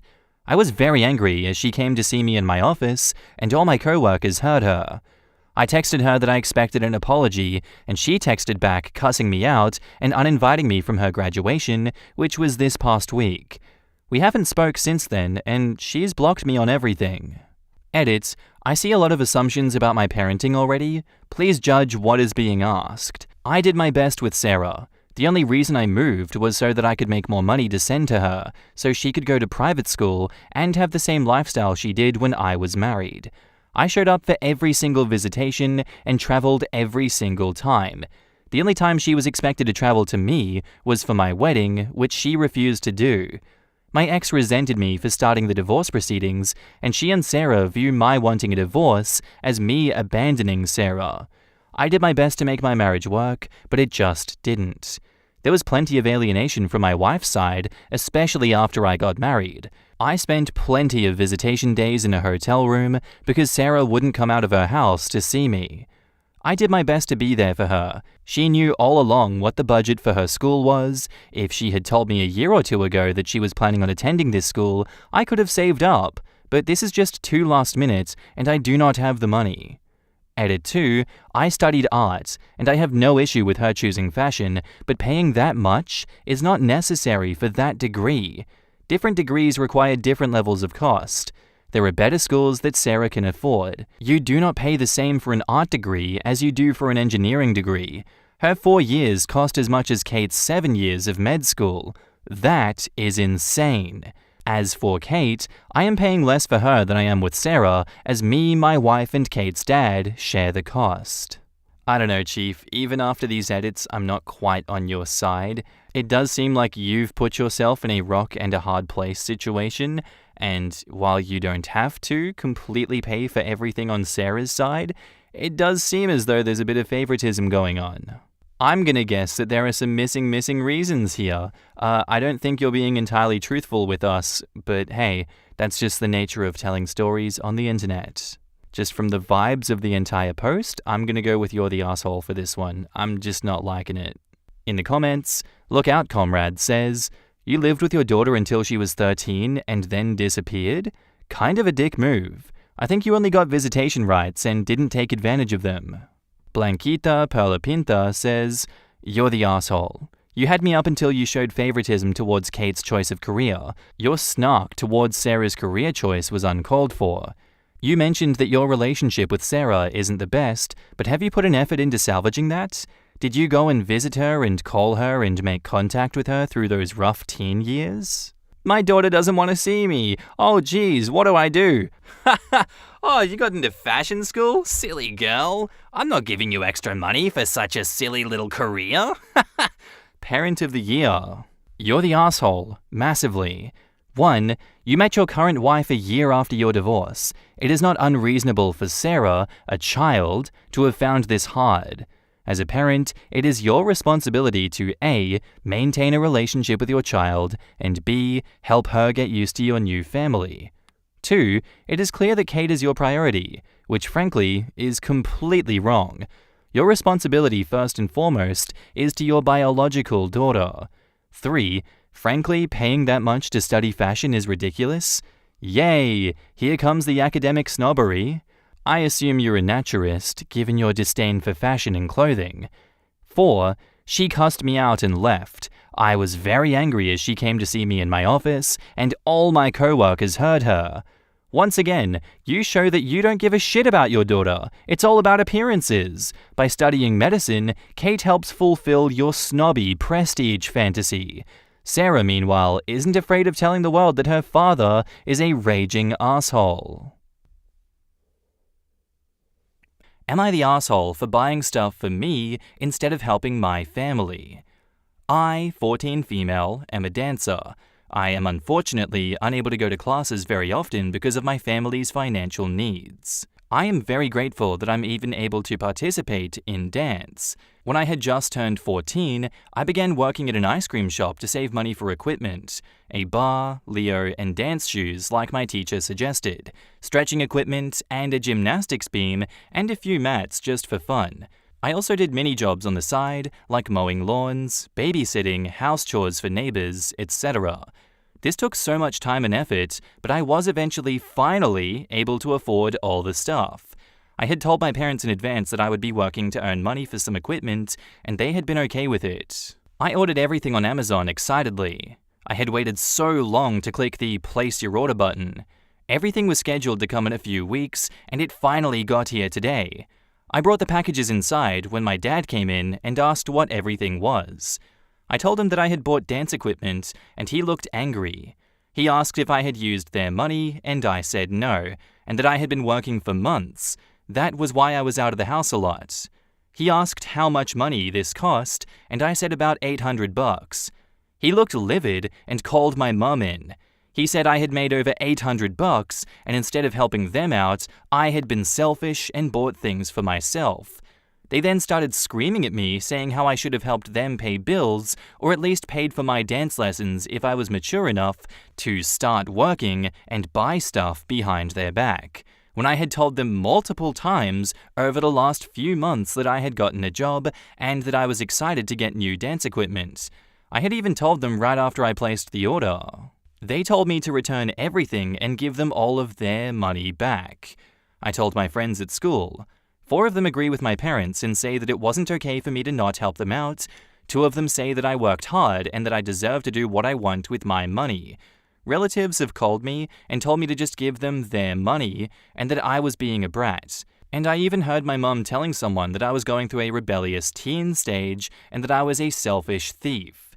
I don't understand what I did wrong, but I also do feel bad because I could have used my money to help us out. Am I the asshole? Honestly, OP, I feel like they're gaslighting you here. I feel like you're way too young to be expected to meaningfully contribute to the household budget and expenses. Obviously, different people, different upbringings, different experiences. But come on, that took you so long to raise $800. That is insane for them to attack you like this. You're still a child. They should let you be a child and continue to exist before the crushing reality of adulthood comes on top of you. Not force that crushing reality prematurely. Not the arsehole, OP. In the comments, Away Refuse says, not the arsehole. Your parents suck. No 14-year-old should be paying bills. If your school friends call you selfish, ask them how many of their parents' bills that they are paying.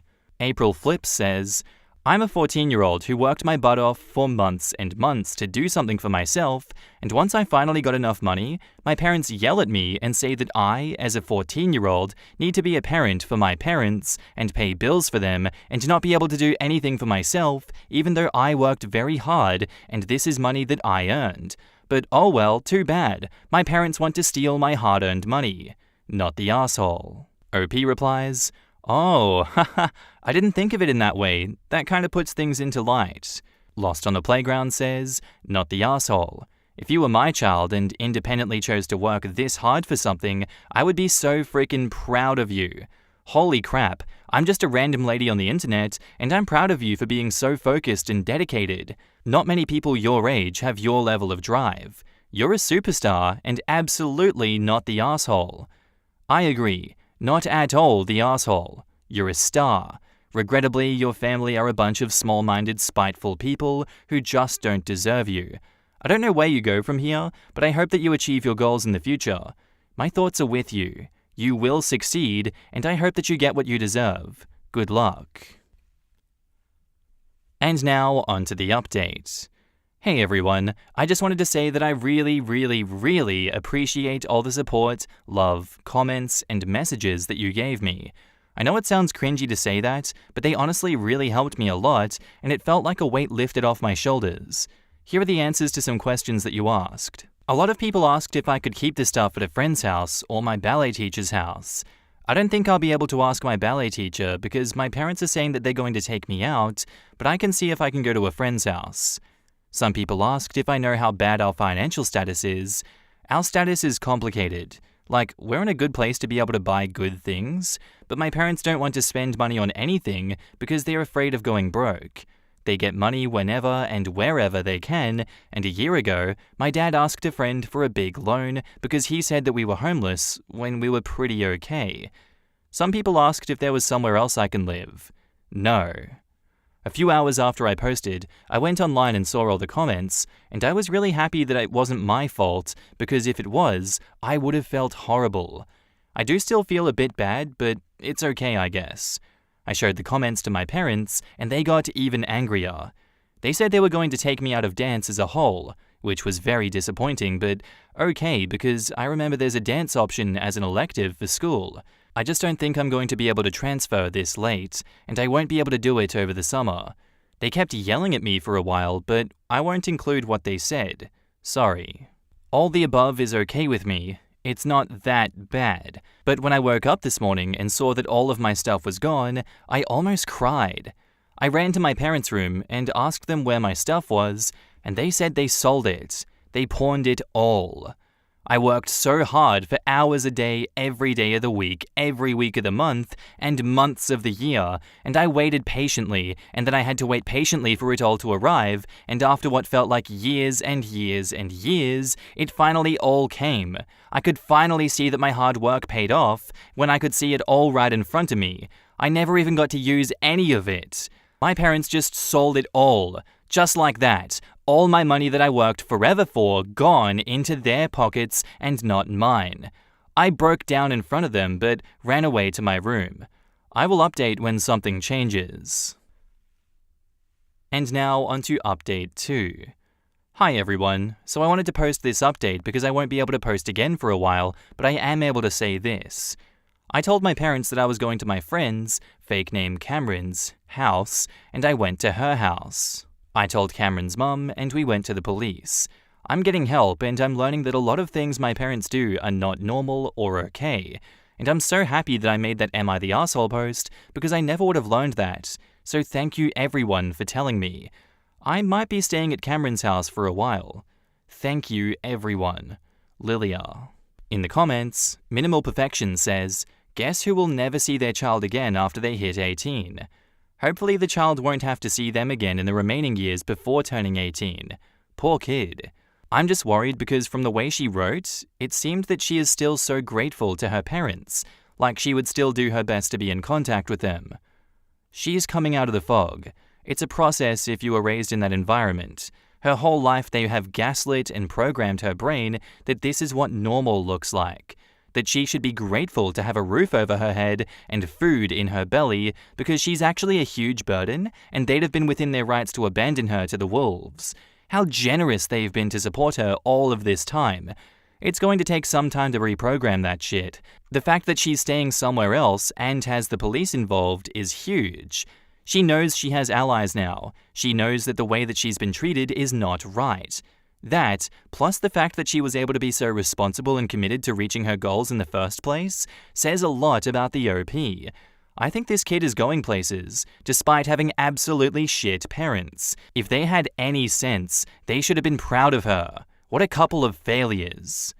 You hit the nail on the head with this comment. It is a huge process. Folks who have never been in or known someone in that kind of abusive situation might be dismayed that she still feels grateful for what her parents have done for her, but those are feelings that children usually hold for their parents, good or bad. Eventually, it's up to the kid to realize and decide whether or not the good outweighs the bad. Abusive parents doing things like ruining opportunities their kid worked really hard for is horrible, but ultimately, it can help the child come to terms with the fact that they're indeed being abused. Living with the abuse is horrible, but things like this have a silver lining in that they open the child's eyes to what's going on. It's good that she's in a safe place for now. Getting Better replies, "What's funny is that in my case, I was in that situation, and I could recognize when other people were too. You were just totally blind to your own situation though. Our family is different, but just a little quirky, you know? We just have a weird family dynamic is all. And then you realize you hate calling your parents, you hate visiting them. Hard to know why, impossible to articulate, but it's just how it is. But that situation over there is beyond effed up. I'm glad that I grew up in a normal family. It takes time to be able to honestly assess where you're at." I feel like that's a good last comment to end this story on. As someone who didn't grow up in an environment like that, I can't relate personally, but for those who have, I'm deeply sorry, and I do hope that you've escaped the fog. This is one of those topics that I kind of want to signal boost and put out there more, because if there are people listening to this that are in situations like that, it's good to point out the obvious and not so obvious signs to help others that are struggling escape said fog. Anyway guys, what did you think of this one? I'd love to know your opinions down below. Our next post is titled, "Am I the asshole for ending an almost 30-year friendship? My BFF and I, 43 and 42 male, have been like brothers since the 8th grade. I've been there for pretty much every milestone in he and his family's life. No matter what, he was my brother from another mother, and we behaved as such. Over the last 10 years or so, we didn't hang as much, as both have demanding careers. So anytime we got to hang was very much cherished. The last 5 or 6 times that we were supposed to hang, he straight up ghosted me. No call, no text, just plain not showing up. I would often hear from him the day after with an apology, and usually blaming his girlfriend for not being able to get out of the house. And as always, I told him that I understood, maybe we'll catch up next time. So my birthday came up and he offered to go to treat me to wings and beer at the sports bar while watching the NCAA tourney. I took him up on it, as it's been almost a year since we've seen each other, even though we live in the same city. So we made plans to meet up at 5 p.m. 5:30, no show. 6 p.m, no show. I bet you guys can see where this is going. So I stayed and enjoyed my wings until the game was done, and I went home. I told my wife what happened, and I told her that I'm over the friendship. She said that we are too close for me to just throw our brotherhood away, but I told her that I'm only matching his energy. If our brotherhood doesn't merit a courtesy call or a text to inform me that you can't make it, especially being the one to invite me out, then that's no brotherhood that I want to be a part of. Am I the asshole for this? No, not at all. I support this. If you're going to be ghosted continuously by someone that's been there for you and is no longer there for you, they deserve it. They deserve to be ghosted. Screw him. What is he bringing to the table besides disappointment and sadness? Honestly, this guy sucks. Cut him off. Who cares? Certainly not him. Not the asshole. In the comments, Just Another Saddie says, "Not the asshole. Keep matching his energy." Exactly. Sometimes friendships run their course, and this one has.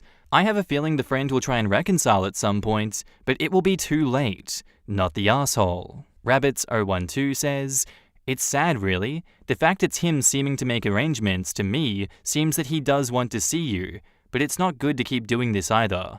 Maybe messaging him and asking what's seriously going on and that you're on the verge of giving up with him and see what he says." OP replies, "I honestly believe that it's his girlfriend. She's a lot younger than us and she always seems uncomfortable around us.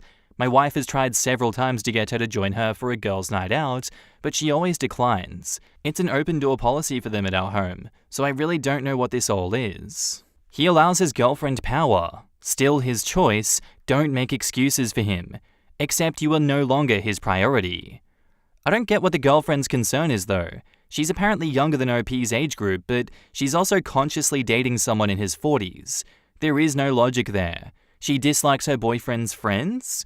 Well, that's no good either, because a girlfriend or boyfriend is meant to be an addition to someone's life, not a replacement. If this friend allows a new girlfriend to dictate when he can or cannot meet his best friend, that's still him making the choice, not the asshole. French Bread 2023 asks, Info. Have you told him how you're honestly feeling? Say something like, I feel hurt, or whatever feeling word you'd use when you make plans and don't show up. I'm beginning to question if you even value our friendship anymore. And OP replies, I have. It's mainly his girlfriend. He blames her for not coming out, says she doesn't have any friends, and if he left to come out with me, she'll be alone. My wife has tried to invite her out when we do decide to hang out so she wouldn't be in the house, but she always declines. French Bread replies, what does she do when he's at work? My goodness, it sounds like she has a very unhealthy dependence on him. Since you've asked him, it may be fair to give him an ultimatum of sorts. Well, if you value our relationship, then please put effort into it. Otherwise, I will walk away because I'm feeling hurt. 50 Not Dead says, this sounds like coercive control, and I'm wondering if your friend is really okay. Check out that he is, and assuming he is, then drop him. And OP replies, I know he goes to work every day, but that's about it. I think he's insecure about their relationship because he's 42 and she's 25. It's like he feels she's the best he could do, and if he doesn't do as she says, he'll lose her. I don't know what they do behind closed doors, but it does sometimes feel like she's emotionally blackmailing him. Riverrat627 replies, then things will never change for him as she has all the power in the relationship. If he is so worried a single night out with an old friend will damage his relationship, there is nothing that you will be able to do. And OP replies, I've pretty much given up, but my wife thinks I'd be the asshole if I gave up on our friendship. Riverrat replies, you don't need to give up, just don't need to put any effort in. Don't call him. Let him reach out, and if he asks about getting together, be honest and call him out about making plans and not showing up. You don't need to dump him, just know the extent of the relationship, and it may just be the kind that's a phone relationship with a check-in every few months. And now, on to the update. First of all, let me thank everyone for the advice and judgment. So yesterday, I went to my BFF's office and waited until he left for lunch. He was surprised to see me, and we headed to DD for coffee and to talk. So I put it out there that I'm contemplating being done with our friendship due entirely to him ghosting me and not reaching out. He proceeded to show me his phone log and text messages. His girlfriend consistently calls him and texts him all day when he's working. She tracks his whereabouts through his iCloud. He found an AirTag in his spare tire well. He says that she's neurotic about him and everything that he does. If he tries to leave the house for anything, he has to take her along, or she'll throw a fit, hide his wallet, phone, keys, etc. I asked him flat out why he's still with her. He tells me she has no family this side of the country. She's from Arizona, and he can't kick her out. He said he reached out to her brother to help her get back home, but he doesn't take him seriously. I told him to change his iCloud password, go home before she gets off, pack a bag, and to come stay with me. I feel like this woman is something out of a killer movie, and she may hurt him or herself. It's not healthy and a highly dangerous situation to be in. So for now, he's staying with us while trying to find a way to get her out of his life. In the comments, JJOKOK says, we need one more update minimum to cover the oncoming meltdown. Finally, after all those wholesome and uplifting posts, we get insanity with some real meat on the bones. Pirate Queen of DC says, thank goodness he listened to his wife and reached out. The girlfriend sounds potentially dangerous. Edit, to clarify, I meant physically dangerous. She was definitely controlling and emotionally abusive, but my concern was that it would escalate to physical violence if it hadn't already. I feel like the line for potentially dangerous has already been long crossed. Glad his friend was able to take charge and give him a place to stay. AirTag hidden in the car? Taking keys, wallet, and phone? Yeah, that line is dusty memory. Bunny Boiler. That's what I was thinking. Oh man, this chick is gonna go full Fatal Attraction on him. I mean, she's not the side chick like in the movie, but I feel the level of crazy matches up quite well. It's kinda weird that the younger one in the relationship is the abusive one. Most times, with an age gap like that, it's the older dude trying to isolate the younger woman. This girl flipped the script around on its head. It's a blessing to have a partner that can pull the brakes for you when necessary. OP was rightfully pissed, but his wife could tell that something was up. I might be biased, but from what I've seen, women tend to be able to pick up on these weird controlling behavior signs in others better than men do. I suspect the OP's wife probably thought something was going on, and that's why she encouraged him not to give up. Abuse towards men is a real thing. Other men learning the warning signs and such would be a good thing. Isolating someone from their friends and family is a big one, and it's usually more than just someone saying, you can't go out. Usually it's going to be asshole behaviors every time you go out, an emergency call requiring you to come home, an accident, usually resulting in something you liked getting destroyed that's happened because you weren't home, or just treating you like shit for the next few days. They condition you to the point that you don't want to go out anymore and make it your decision. OP's friend is very much in danger. How severe of danger won't be known until and unless he breaks it off. Poor man. It's terrifying to be with someone like that. It changes the way that you behave and think in every regard.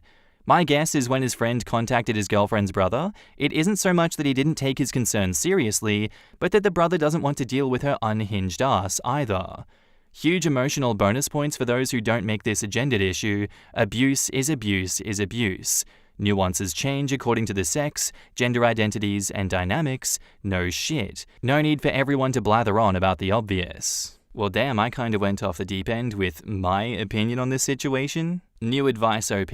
Don't cut your friend off. Thank you for helping your friend. Very good idea. Get him as far away from this woman as possible. She is danger on the horizon. What do you guys think of this one? I'd love to know down in the comments below.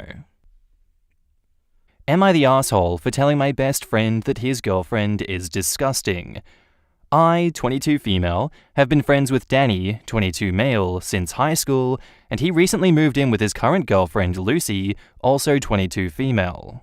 They had a housewarming party on Friday, and Lucy spent most of the night dancing with her own friends who were very much like her, for example, excitable and extroverted, and dragging Danny away from his conversations with us, his friends, to dance, even though he's more like us, introverted, not party animals. Later, Danny was being quiet, so I asked if he was okay, and he said he was just tired, but he just kept watching Lucy dancing and then said something in her ear the next time she came over, and she just shook her head and laughed at him. After she went back to her friends, I asked if it was bothering him how she was behaving, and he asked me to explain. I mentioned the attention-seeking dancing and the fact that she was wearing something really revealing, even though other guys were at this party. Danny said that it didn't bother him and then sat with a moody face. At the end of the night, Lucy sat down with us and started chatting non-stop about how amazing the party had been.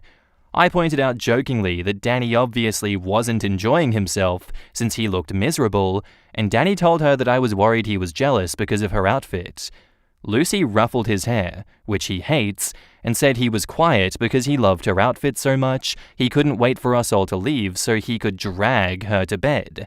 I thought that was completely inappropriate and said to Danny, in that case, I'd leave if she was just going to be disgusting, and Lucy just laughed at me, so I did leave. Today, Danny has messaged me saying Lucy wants an apology before I'm allowed back to their home, but when I asked if Lucy will apologize for making me uncomfortable, he said no, she doesn't have anything to be sorry about. I was genuinely only worried about my friend, but admit that I could have just left without calling her disgusting. So am I the asshole? Edit to add, to clarify, I didn't say the comment about her clothes directly to Lucy. I asked Danny once and then never mentioned it again. I only asked him because I know in the past he's said anything overly sexual makes him uncomfortable. He's not the kind of guy who makes innuendos or anything. Also, I'm in no way jealous of Lucy. She's the opposite of how I'd want to be, which is fine. People can be who they want.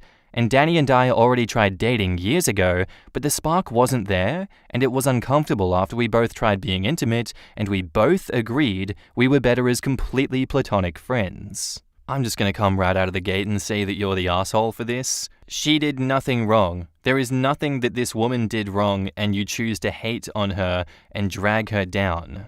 Your explanations for your behavior suck, and I don't think there is any justification besides the fact that you're jealous of her, you don't like this person, you're a toxic person, OP.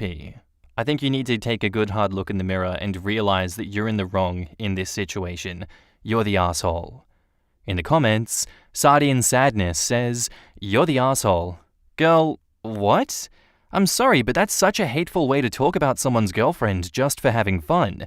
She was literally just minding her business, having a good time, and you had to hate on her for it? Minding her business and having a good time in her own home with her friends. And so much internalized misogyny spilling out of OP. Ick. I wonder if OP is actually a guy and just wrote it as a girl in the hopes that we wouldn't realize that it was incel nonsense. I thought this was 100% an incel guy until I got to the comments. Oh, I thought that it was a guy who had a crush on his friend, and then with the edit it was made clear that it was a girl who had a crush on her friend. OKJob9417 says, "You're the asshole. Just say that you want to date Danny and be done with the jealousy. Or admit that she wants to keep him to herself, even if not romantically involved. This sounds like a classic, I don't want him, but I don't want anyone else to have him either scenario. You're the asshole, OP." I had a girl like that for a while. They can really sabotage you, showing more interest when you're taken, less when you're available, giving you just enough to keep you around. Just saying they're only interested as a friend would be fine, that kind of bluntness would be much better, but they keep you in limbo. Wicked Angel Love says, "You're the asshole. Your friend literally told you that he wasn't bothered, but you still felt offended. It's giving jealous. And felt compelled to say something despite both of them being fine with it. And if he wasn't fine with it, it still wasn't your business because if he wanted you to know, he would have told you. You didn't jokingly point it out, you said it because you wanted how you felt to be known. Also, if he wasn't fine with it, it still wasn't her business to handle because it's not her relationship, actively insulting him by acting like he isn't adult enough to manage his own relationship. He was probably uncomfortable because of OP being so judgmental about his girlfriend." And now on to the update. Okay, I completely accept I was an asshole. I don't know if anyone wants an update since I seem to be Reddit's villain of the week. Before I continue with the updates, I'd just like to clarify. Someone DM'd me saying Danny posted an update that Lucy cheated on him. I don't know if Danny even has a Reddit, and while I haven't been able to find the post myself, I can confirm that's not true. Someone is lying to cause further issues. Anyway, I texted Danny and asked if I could sit down with him and Lucy to talk. They agreed and we met up for coffee. I emphatically apologized to Lucy and then to Danny. We spoke in detail about how in the past, Danny has been similar to me in his attitude towards sex and PDA, etc., not just our awkward high school fling, but every relationship he's had since, and how he used to be insecure when his ex-girlfriends did anything that made him jealous. Over the years, I've become really protective of him because he got hurt a lot. Danny explained that Lucy has brought him out of his shell and he's much more outgoing now, the opposite of how our friendship group has just kind of always been. But his social battery does die a lot quicker than hers, which she is understanding of. I haven't seen much of Danny since he and Lucy began dating in March last year. Not because of Lucy, but we've all been busy with college and jobs. We still text all the time, and he's the same as always in that regard. So their party was my first look at the new Danny, and I think I obviously didn't cope well with the changes, since I hadn't been around to see it happen gradually, so to me it seemed sudden. I worried that Danny was unhappy because not long ago, he would have been miserable and jealous at a party like that, and in that kind of a relationship. I think throughout the night I convinced myself Lucy was hurting him and wound myself up in self-righteousness, so by the end of the night when Lucy made her comment, I thought she was just trying to antagonize me, and I wrongly snapped. To cut a long story short, Danny and I are fine, Danny and Lucy are fine, and Lucy and I are going to hang out to get to know each other better. She does seem really nice, and I feel horrible for ending her party on such a bad note. In the comments, Rudy Nowhere says, "You did well to meet with them. By your description of the conversation, you still came off as trying to rationalize your rudeness, but most of us do that, I suppose. You're young yet, and you're in love with Danny. Things will be strained until you can see that, then they'll be painful." Gator Sweet replies, "Absolutely. A few things are better, but, quote, I obviously didn't cope well with the change since I hadn't been around to see it happen gradually, so to me it seemed sudden, end quote. Unless the new Danny is suddenly spouting off racist crap or mainlining heroin, can you imagine being so offended and protective of a friend changing? Quote, I worried Danny was unhappy because not long ago he would have been miserable and jealous at a party like that and in that kind of relationship, end quote. She is still doing the whole, I know Danny better than anyone else bullshit. But how much can you grow up in 5 days? So, shrug. Especially when the friend changing is just him becoming more secure in relationships and feeling more comfortable and outgoing in public. There were no concerning changes.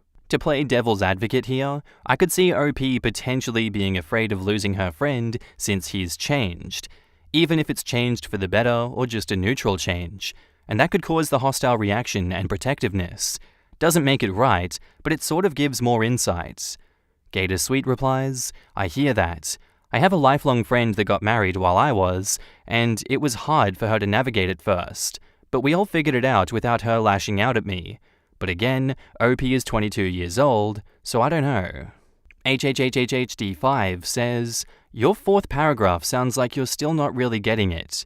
You're making rationalizations for why you acted a certain way instead of fully taking accountability for your actions. This feels a lot like an, I'm sorry, but apology, where you've tried to spin things around so your actions make you now look like a good guy. You are making excuses for your behavior and hiding behind the guise of concern. I don't know if you realize this, but you can still be protective of your friends without full-on insulting their partner. You still have a long way to go in this whole thing. Dawnseeker99 replies, I feel like there can be a reason you do something and still know that it's wrong. I think she accepts that her reaction was wrong and sought out how to rectify it, but identifying why we do these sorts of things, such as her saying she thinks she did it because she was overprotective of him from past experiences, but that she hadn't seen him act like this ever before. We can't learn from our mistakes if we don't acknowledge where the mistake came from, and people having a go at her for it won't make anything better. Also, it really depends on the friend and the partner in regards to how you protect them. If this has been how she's had to look out for him in the past, it's reasonable to assume to do the same thing again. Sure, maybe she had more of a predisposition to do it than seems rational, but feelings, even regards to friendships, which she claims this to be, are irrational. Reasoning Fella replies to that, the idea that trying to understand and explain your actions is the same as justifying them is really pervasive.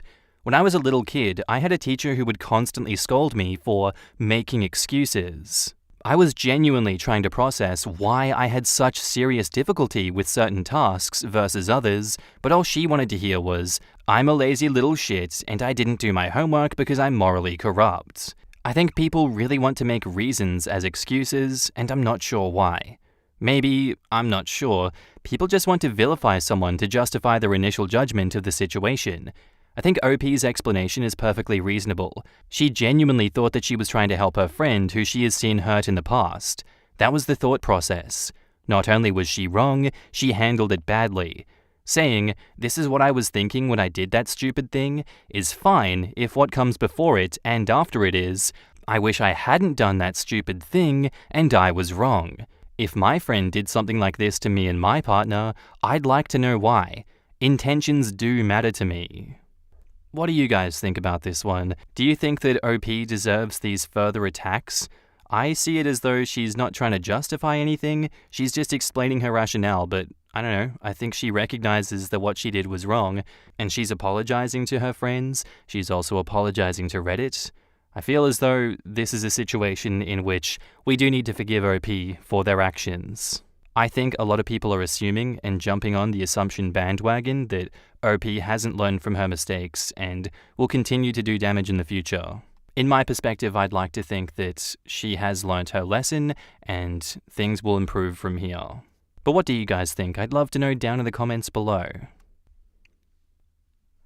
Our next post is by user BigCustomer1270, titled, Am I the asshole for telling a school nurse I don't need a second opinion from an American doctor for a diagnosis made in Spain? I, 17 female, moved from Spain to the US with my parents a year ago. I have a very rare and severe neurological condition, which is itself a subtype of a more common and less debilitating condition. When I say rare, I mean 0.0001% occurrence rate. I was diagnosed in Spain a year ago before we moved. I spent 2 weeks in the hospital, they ran all the tests possible, even experimental ones. I eventually saw a specialist who is extremely well known in his field. He made the diagnosis and gave me a prescription. I went from 2 episodes a day to less than 1 a month. Now for the issue. A week ago, a new head nurse was hired at my high school. As an at-risk student, she asked to meet me. When I started describing my situation, she interrupted me saying, "I know name of the more common condition, cut it short." Since it's on a whole other level in terms of gravity and rarity, I still went ahead and described it. She interrupted me again and said, "This diagnosis is very unusual. Are you sure about it? I know a very good doctor. You're sure you don't want to have a second opinion from an American doctor?" She stressed American. I told her that all the tests were ran a year ago, the diagnosis fits perfectly, and the medication is working. I finally said that Spanish doctors are just as competent as American ones. I was calm, but it showed that I thought she considered Spain as a third world country. She rolled her eyes and said that I didn't need to get defensive. I told my parents when I went home. My dad, American, got on her side. I said he was free to spend dozens of thousands of dollars, what the whole process would have cost in the US, for the same diagnosis and to get me under opioids. He said I was overreacting and that I didn't need to be an asshole about it. But my mum, who is Spanish, understands my reaction given how mentally taxing all of this is. I haven't heard back from the nurse, but I'm wondering if I overreacted. Edit. To address a general concern, I'm not on opioids. What I meant by at risk is basically just special needs. There's just a risk that episodes may happen when I'm at school, and there's a protocol in my medical file that tells the school staff, when an episode occurs, don't do anything, wait for it to go away, quite literally.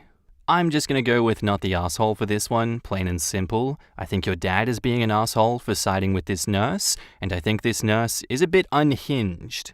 Unhinged in a way that she's like, you're young, so you literally don't know anything about what's going on here. Yes, that is an assumption about her, but it's clear through her actions that she doesn't trust OP at all, with a diagnosis that is very personal, and I would venture to say, life-threateningly important to OP. If both her and OP's father are offended by OP being defensive, then good. I'd rather be defensive than waste money and time and potentially put myself at risk of dying for people not believing me about, a certain condition. Go cry more, you two. Not the asshole OP. In the comments, Sam W says, a specialist in the field diagnosed your condition and prescribed medication which effectively treats it. Your school nurse believes that she knows better than a specialist. I think it's clear that she is not as qualified as she assumes herself to be, and her suggesting you got defensive was projection. It's always important to maintain a firm and direct approach when discussing a medical issue with a new practitioner. Given how often misdiagnoses can lead to severe complications, she should know better. Not the asshole.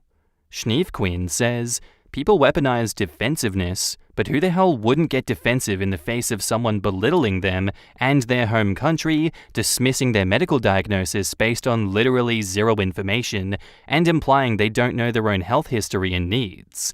Not the asshole. Arwen's Rose replies, I have narcolepsy type 2, and it took 17 years to diagnose. Even the threat of having to change doctors has me defensive and near hysteria due to how much hell I went through trying to get a diagnosis. And I feel that's a legitimate response for just the threat. The idea of someone questioning like how they did with OP? F no, every right to be defensive. And I'm from the US, and I know our medical care here is crap on a cracker. Just because I'm from the US doesn't mean I drink the US is the best in all things Kool-Aid. OP, guard your health, and screw the nurse for questioning a specialist. Nurse is an asshole, but so is Dad, as he seems to be a partaker of the US is best Kool-Aid. Why do I get the feeling that Dad had little to do with OP's medical care and diagnosis, but that Mum had to take her to appointments, deal with care of her episodes, etc.? And now, onto the update.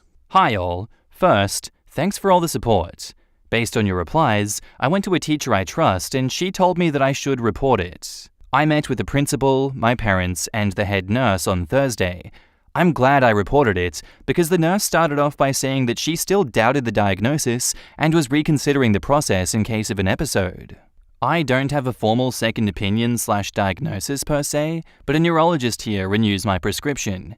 The original documents were translated for the transfer of care process, so I brought them, even if they're already in my school medical file, to show the principal, along with a letter from the American neurologist, which I read out loud. I then thanked the nurse for her concern, but asked what it was based on. She was pissed and asked why I didn't tell her about the American diagnosis. I said that it wasn't one. The diagnosis was made in Spain. She asked the principal if the insurance were even okay with the diagnosis coming from there. She added that she doubted they were able to conduct all the tests. So I asked her which ones they had missed, to which she said, "I don't know, I'm not a specialist." I couldn't find a good comeback on the spot, but my mum laughed, and I think that was good enough. The principal ended the meeting and sent us an email on Friday saying that the process would remain the same. My dad hasn't formally apologized, but he did say that she overstepped her qualifications. I'm glad I went ahead and reported it. I don't know what would have happened if I hadn't. Thanks again for all the support, and good luck to everyone out there struggling with the same issues. Stay safe. In the comments, Jesse Colt says, "Congratulations for advocating for yourself. You did a very good thing. Unfortunately, far too many people from the USA have clouded judgments and biases with the sheer amount of brainwashing that happens being pushed on them regarding how the USA is the best country in the world with the best medical system and doctors, etc. And/or there's some racism and xenophobia mixed in with the whole 'from there' bit. Spain equals Mexico equals illegal immigrant equals guy doing yard work. How could you trust a guy who cuts the lawn to diagnose a serious medical condition? Sarcasm, by the way. That's about what I figured the nurse's thought process was too. She's racist against Mexicans. Spain speaks Spanish, therefore Mexican. Also sarcasm. I thirst when I pee says, "The typical American ignorance and narcissism. They all think they are the best at everything while not realizing they live in a third world country." I recently saw an Am I the Arsehole post about illegal child marriage. The girl was 17 years old and occurred in the US. I commented on that post to report to the police and get relatives on their side. One of the Redditors said, "US didn't ban child marriage as a whole country, only in 5 states they banned it." I felt a bit better about not being born in the US.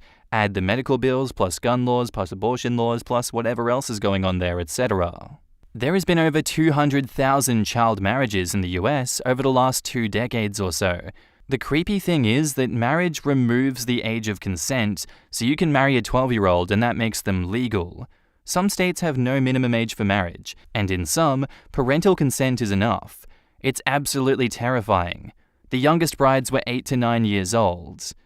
It's disgusting, and the reason that the government refuses to do anything about it is because they don't want to step on the toes of the religions that would be affected by this.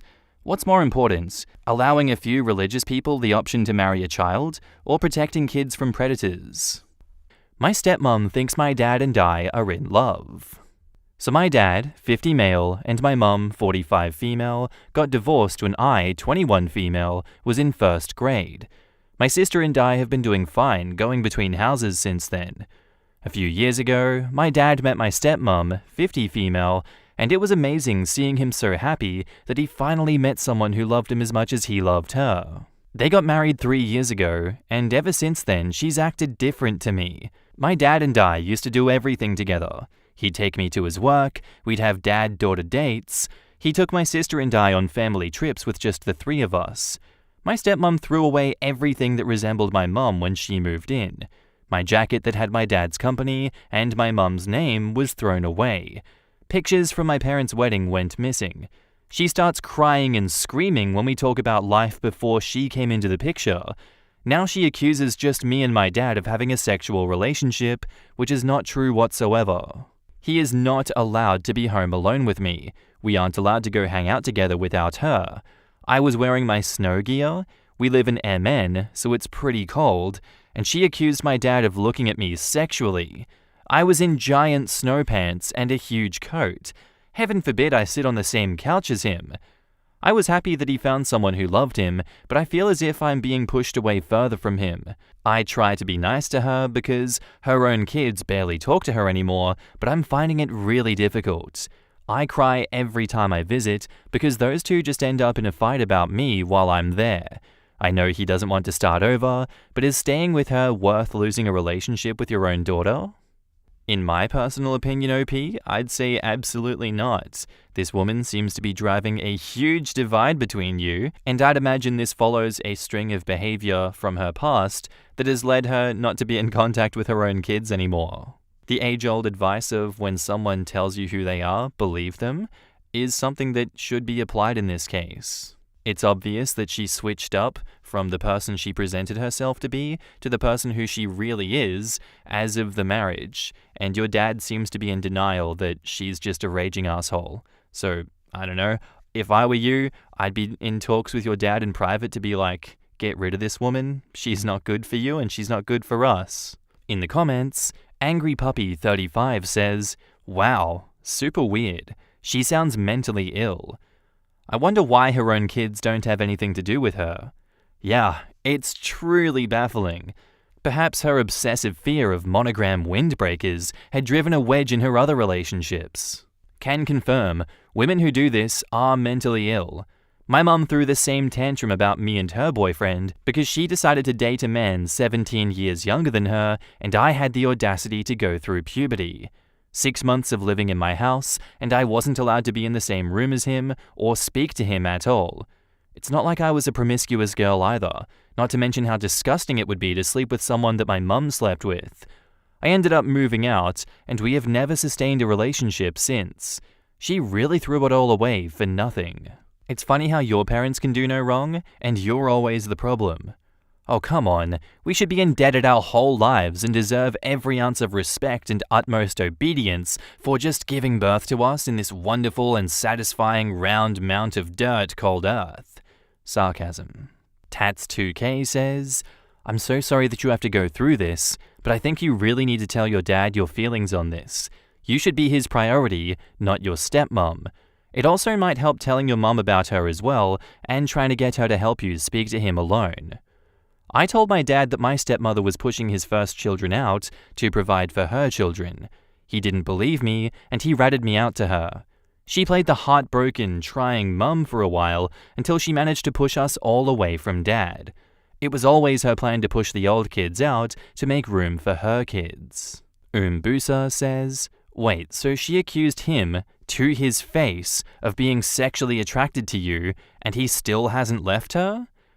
A lot of people hope that their delusional partner will eventually discover the truth, and they feel guilty about leaving a partner who is clearly suffering from a mental illness. Especially men towards their female partners. They're pretty much guaranteed to not press charges, even if others are targeted, and will often give support past leaving them out of this guilt. Don't trust whipped dogs like the dad unless they have truly taken all avenues to leave the abusive partner and have pressed charges without getting soft. Back up to the post, we have an edit. I want to add that my stepmom and I had a good relationship before they got married. We went shopping, exercising, and much more together like we were best friends. The issue started when my grandma, my mum's mum, passed away 1.5 years ago, and mum moved in with my grandpa, who happened to live 5 minutes away from my dad. I'm told that I look like my mum all the time, so it could be because she's threatened by my mum somehow, even though both of my parents have said that even if they were the last 2 people on the planet, they'd rather die than repopulate with each other. Edit 2. Hi everyone. I first wanted to say thank you for all of your support. I read each comment and tried to respond to the ones that people have a lot of questions about. I also wanted to say that I've received many hateful DMs and comments saying I'm a troll and fake. I just want to say that my story is completely true. Others have experienced a similar situation based on mine. It's hurtful to think that people think that this is fake, but I can understand as this is an effed up situation. I wouldn't wish this situation on my worst enemies. Edit 3. I just wanted to answer a few questions that I've been receiving. 1. Her boys, 27, 25, and 22, had some communication, but not a whole lot. The 2 eldest come over once a month and for holidays. The youngest hasn't been back for about a year. They all still contact my sister, myself, and my dad regularly. 2. My dad has tried to go to therapy with her, but it never works out from what I hear. He's had his heart broken by my mom really bad apparently, and had a hard time getting back out there to date. He really wants this to work out with my stepmom and takes his vows, for better or for worse, in sickness and in health, seriously. He wants to help her. 3. The photo albums and items that belong to my mum he was saving for my sister and I when we got older. For example, my mum and dad kept their wedding rings, and the day my sister and I both graduated, we got a new piece of jewelry formed out of both rings that they melted and put together. He didn't look through them. They were in a box in the basement labeled, "For the girls when older." And 4, I'm not trying to make excuses for my dad's behavior because it's annoying and I wish that it would stop. To be called horrible names and treated like a burden hurts so much. Hopefully I could answer your questions. My dad's birthday is coming up, and I plan on giving him an album of old photos of his past that don't include my mum, so he can look through a few pictures of my sister and I when we were younger, but I don't know how it's going to go at this point. And now, onto the update. Hi everyone, I wanted to give you all an update on what happened for my dad's birthday. I went through so many albums to separate photos of my dad and my mum so my dad could have photos of his family without his wife freaking out. I handed him the album in front of his wife, my sister, and my brothers. He didn't even want to look at it. He opened and looked at all the other gifts that my siblings gave him, but not mine. He put it to the side and said, "I'll try to look at it later." I was so hurt, I just started my car and went to my boyfriend's house for the night. Apparently, later that night, my brother and sister heard my dad and his wife yelling at each other. She's claiming that he wants to go back to his ex-wife, my mum, and he said he'll get rid of the album if it'll make her feel better. When they went to bed, my sister took it and now is hiding it at our mum's house because she'd like the photos of my dad's past life. I've been crying every day because I thought he'd maybe stick up for me this time, but no. He thought of his own wife's feelings before his kids. He hasn't even texted or called me after that night. I think I'm ready to stop contact with my family for a little bit. I'll still be in touch with my siblings, but that's about it. I'm going to be staying with my boyfriend's family for a few months until we save up enough money to get an apartment together. I've asked my sister and brother to pack some of my stuff up in my room and slowly start bringing it to me so I can put it in a storage unit so my dad's wife doesn't destroy anything of mine. I also want to add that my dad was the one who asked for the separated album. He told me he wanted to see old pics of us and him without my mum to hopefully show my stepmom there is nothing happening. He asked me to do this a few months ago, but I never had time because I was away at college. To the people thinking I'm trying to provoke the problem, I'm not trying to. He asked and I thought that he'd appreciate it, which I guess he changed his mind. In the comments, Hannah Ryder 215 says, "This is awful. I can see why her kids don't hang out with her. It seems like she was only being nice to you before the marriage so she could win you and your dad over to get the ring. I would suggest going low or no contact with them both." I'm Not a Gal replies, "Just to add, I think OP needs to lay it out to her dad that she knows he's trying to keep stepmom happy by doing what she says and putting up with the shit, but in turn, he is going to lose his own children because of her. If that then seems worth it to him, then they might as well just cut contact now, rather than dragging it on further for her and her siblings' sake of not being further subjected to stepmom's ridiculous abuse. Stepmom needs some serious help, and I hope OP's dad comes to the light and realizes this isn't worth losing his kids over. Honey, your step-monster is horrifically abusive, not just to you but your entire family, and your dad has chosen to enable her. I know you feel sorry for him, but he's a grown-ass adult. He sees the abuse she's heaped on you and your sister and on him, and he chooses to tolerate it. He chooses to stand silently by and allow her to accuse him and you of having a sexual relationship, which is absolutely beyond every pale ever conceived of. I know it's hard for you to hear this, but the only way out for you is out. You need to talk to your dad. If you can't do it alone, then do it in front of her, but spell it out. She is abusive, he is an enabler, and as long as he chooses to stay in this deeply toxic marriage to her, you will not have any contact with either of them." Fuzzy Attempt replies, "Exactly. She's completely insane. Sounds like what my mother did to my father's other kids, in addition to a ton of other abuse. Run. Get away from them if your father won't listen. I'm so sorry. She can't even decide between the delusion that he's in love with his daughter and the delusion that he's still in love with his ex-wife. Absolutely unhinged. Honestly, if anything, this just solidifies my previous advice, but maybe it's time to go very low contact with this guy and let that ship sink. Maybe one day you guys can reconnect, but for now it seems as though this man is severely lost in the sauce. I want to know what you guys think of this one. Let me know in the comments down below. Our next post is by user Risky Baller, titled, I, male 26, blew up my wedding by uninviting my groomsmen. How do I fix things? 2 weeks ago, I had my bachelor party. I was very hesitant about having one in the first place, mainly because I don't like the connotation and expectations behind a traditional bachelor party. My best man and all my groomsmen knew this. We've known each other for a very long time, since childhood, and we're all super close. My groomsmen are male 28, male 29, and my best man is male 25. Before I met my fiancé, I was not a good person. I manipulated and used women, sexually and emotionally, all the time, and thought that it was cool and fun. This was partly because of my then unresolved trauma from women in my childhood. When I graduated from college, I started taking care of myself, physically, emotionally, and most importantly, mentally.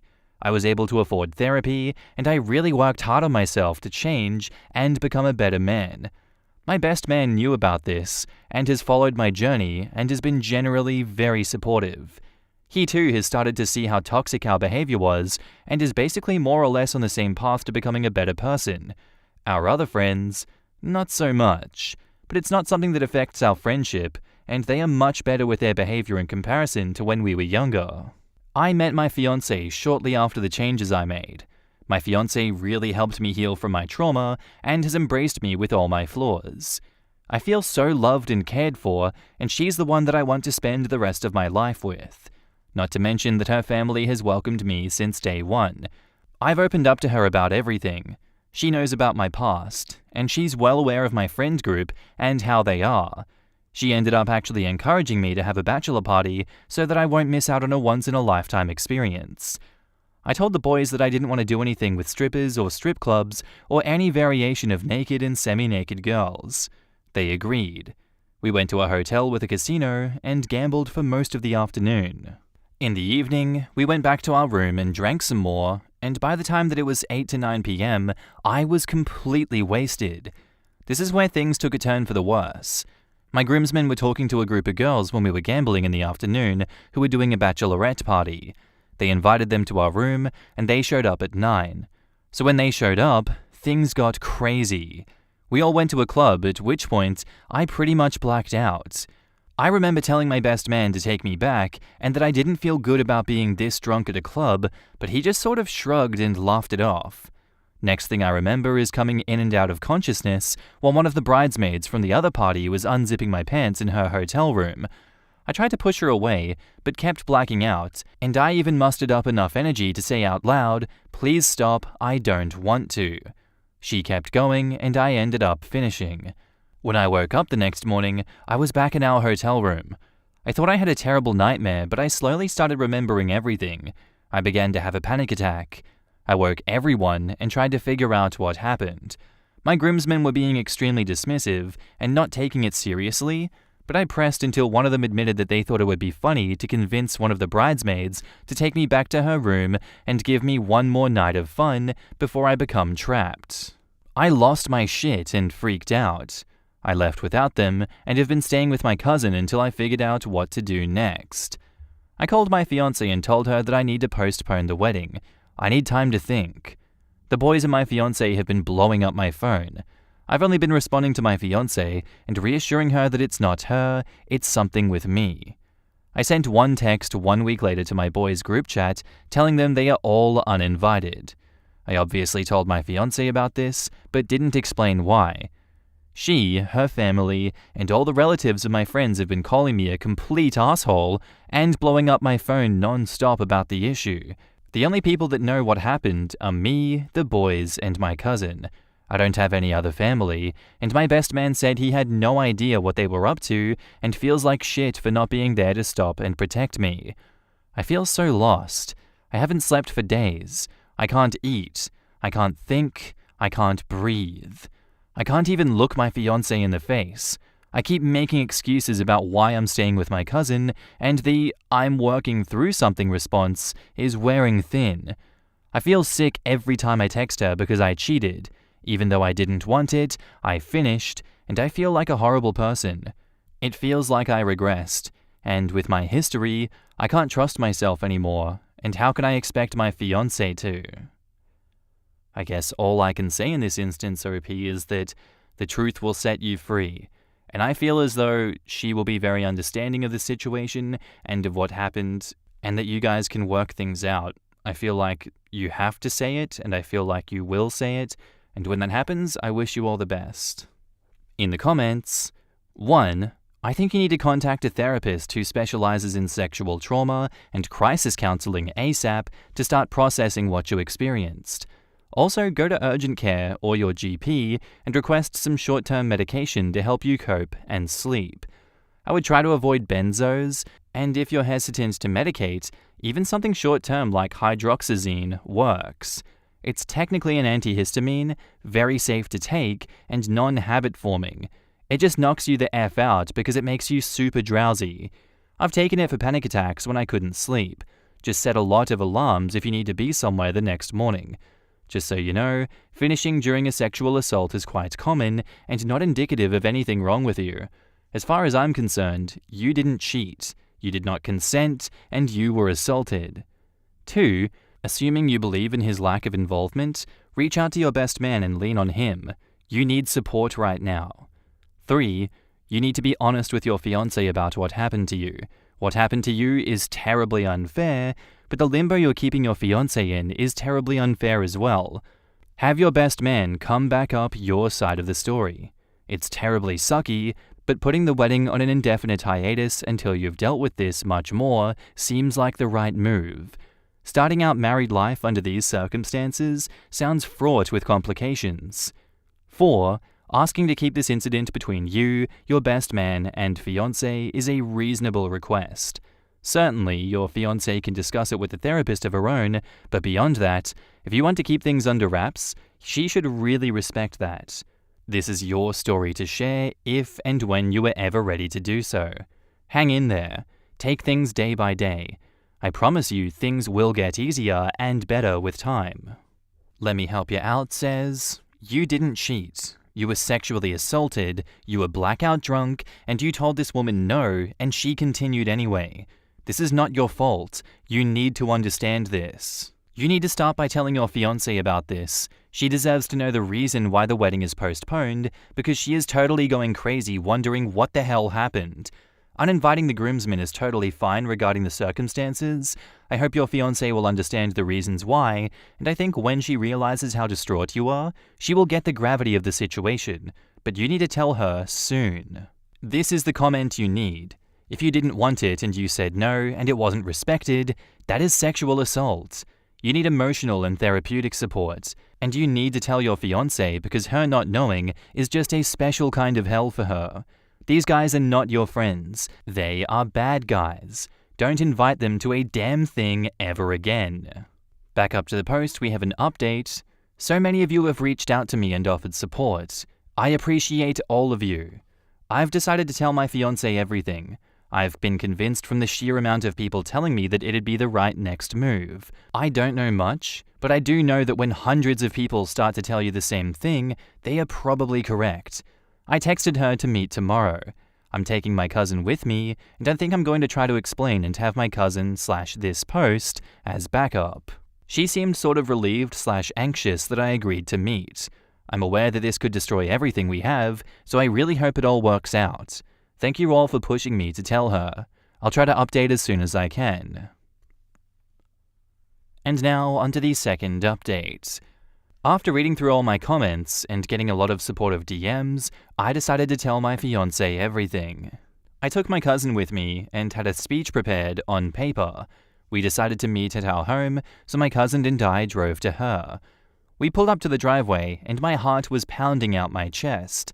I told my cousin that I need to turn around, and I couldn't do this, but they insisted and pushed me through it. As soon as I got out of the car, my fiancé opened the front door and stared at me with an emotionless face. I thought that we got off to a horrible start. I was dreading going inside. We walk in, and my fiancé directs us to our living room. At this point, no one has said a word, and you can cut the tension with a butter knife. My cousin and I sit on one couch, and my fiancé is sitting on the couch to the right of us, closest to me. I open by telling her that I'm really sorry about how I've been acting, and that she's done nothing wrong. I pull out my paper letter and start shaking a lot. I try reading the first couple of sentences, but eventually start to break down and have a panic attack/cry. My cousin grabbed the letter and continued reading the letter until I was able to grab it back and continue. The letter read like my first post, had a lot more apologies and emotion in it though. When I finished, I looked up and saw her extremely distraught and upset. She just stood up, said that she needed a minute to think, and went to the bathroom for a good half hour. I didn't know what to think. I was devastated and it was killing me inside.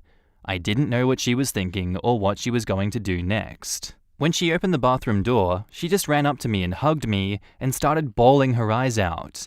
She kept saying that she was sorry about what happened to me and that she wishes she was there to protect me. We spent the rest of the night talking about it. She was very supportive and was just mad that I didn't come to her sooner. She was furious with my ex-best men and immediately texted her family without all the details to explain my side. She said something along the lines of, they did unforgivable things.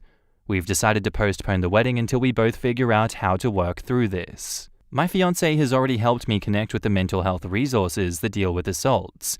I've already been to 2 sessions this week. She's been extremely supportive and comforting. We're looking into the next steps with the police to report the crime, although I don't have much evidence. I honestly don't care if I get justice at this point. I'm just glad that my fiancé believes me. I told her I was scared that she would think I was lying because of my past, but she said she knows I've changed, and that she fell in love with the person that I am today. As for my best men, I've got no contact since. It's only been 6 days since I told my fiancé, so I'm still working through some stuff. In the meantime, I'm happy I have the love of my life in my arms at night. I can rest easy at night. The nightmares have slowed and stopped. I'll try to update when I can in the future. Thanks for the advice. In the comments, the middle 214 says, "Man, I'm so sorry all of that happened to you, but I'm glad it's having a good outcome and that your fiancé is supportive. You deserve that after everything you've experienced. Wishing you the best, and also F your friends. I hope they understand how effed up they were." Wow, OP, your friends essentially conspired together to get you sexually assaulted. Never give those guys any more of your time. They aren't worth it. I'm glad to hear that you're on the mend now, and your fiancé sounds like an absolute treasure. Cherish her always, OP. God bless.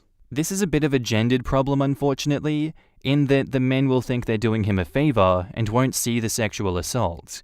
I can't imagine any of the women I know conspiring this way. They would see this as obvious sexual assault on a woman. I am so glad that it worked out. I know it probably isn't your goal, but a part of me wants your next update to be that the police are at least interrogating your former friends, and of course that you were married to your wonderful fiancé. I know I'm just an internet stranger, but I am so proud of you for opening up to your fiancé. It sounds like you have a really good support system in her and in your cousin.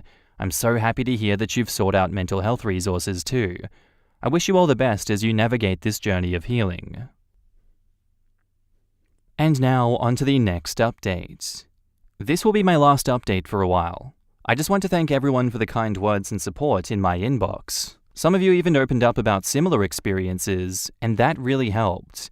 I'm not even close to being okay mentally. I constantly have panic attacks and anxiety randomly throughout the day. Sometimes unrelated things can trigger an attack, but I'm trying my best to fight and survive. My fiancé has been my rock, and her family, her dad, mum, and sisters, have been my angels. They've even hired a private investigator to help with our police report that we're filing. My fiancé's dad is well connected in the legal world, and he's connecting me with a lawyer who'll be pretty much taking lead with my case. In the meantime, all I can do is try working through my issues and trying to move on. It's hard, not just for me, which kills me inside. I can see the pain this situation has caused my fiancée. I can see it in her eyes. It's hard not to blame myself. I've written personal letters to the parents of all my ex-friends, groomsmen, explaining things. I mailed them out yesterday. I'm closing that chapter of my life, as I've also mentioned that in those letters. What they do with that information is their choice. As for our wedding, we have decided to revisit things next year. Maybe sooner, depending on everything we're dealing with right now. We know we don't have to rush and can just take our time. I don't know if I'll ever be okay, or if the panic attacks and anxiety will ever go. I hope the next time I update, I'll feel like I can breathe again. Till next time. And now, onto the final update. Hey everyone, I have been constantly receiving messages about an update on my situation, so I thought I'd loop you in on what's been happening since the last time that we spoke. I want to quickly take a moment to thank all of you for your supportive comments and messages throughout this whole ordeal. It has meant the world to me. Okay, now on to the highly requested update. After everything that went down, it was really hard for me to piece my life back together. I did struggle with anxiety and PTSD from the incident. You have to understand, apart from my cousin, my friends were all the family I had left. To lose that so suddenly was brutal, gut-wrenching. I tried therapy for a while. It helped until it didn't. Life became a little dark, and it put a strain on me and my fiancée's relationship. I don't blame her. We ended up breaking things off and went no contact. Between the panic attacks and the constant stress from the aftermath of our failed wedding, it was too much. In the span of 4 months, I went from being sexually assaulted, to losing most of my family, to losing the love of my life. To say I've had it rough is an understatement. My police case came to a dead end a week after I reported everything. Was told there was nothing I could do. From a legal standpoint, I could have pursued a civil lawsuit, but I don't have the resources for a legal battle with my ex-groomsmen. I also don't have the emotional strength or courage to look them in the face after everything. Only one of them reached out, my best man. We had a chance to chat for a bit, but I was very closed off and ended the interaction, making it known that our friendship was pretty much come to an end. He was very emotional and told me he understood. It felt like I had cut my own arm off. I will say though, my cousin has been my lifeline. She has kept me alive throughout this, and trust me, there were points when that was not easy for her. I was pretty much ready to go. I stayed with my cousin and her boyfriend for about a month after my breakup. Enough time for me to find a job out of state and move away from everything. I've spent the last 5 to 6 months starting over. It was very hard at first, but it's true what they say. Time heals all things. I love what I do for work, and most of my colleagues have become close friends. My boss is super chill and understanding. I'm neighbors with this cool hippie couple that has me over for dinner on a weekly basis, and I'm dating again. I haven't found someone specifically, but it's been nice to have sex again. I don't mean that as a brag or to be crude, but I genuinely thought I wouldn't bring myself to enjoy sex ever again. It's weird. Feels like I've discovered sex for the first time again. I'm still a work in progress, but I'm happy to report that I'm alive and trying. My ex-fiancée did attempt to contact me around Christmas and New Year's, since she's heard that I was in town visiting my cousin. She wanted to talk. I don't know what about. I decided not to reach back out. I felt it would destroy all of the progress I've made. I'm not ready to open old wounds and all. She is the love of my life, always will be, but I feel it's too risky to let her back into my life again. If she broke my heart for round 2, I'm pretty sure I wouldn't make it back this time. For now, I'm alive and decently happy. I've got food in my belly and a roof over my head. I have it better than most. I'm grateful. In the comments, Dim Tim from Q says, I wonder what his friends talk about when they reminisce about how they ruined not only his upcoming wedding, but his relationship and his life. Do they laugh and joke about it? Do they quarrel amongst themselves and appoint blame? Do they raise a glass and offer a toast to a future that is now dead and gone at their own hands?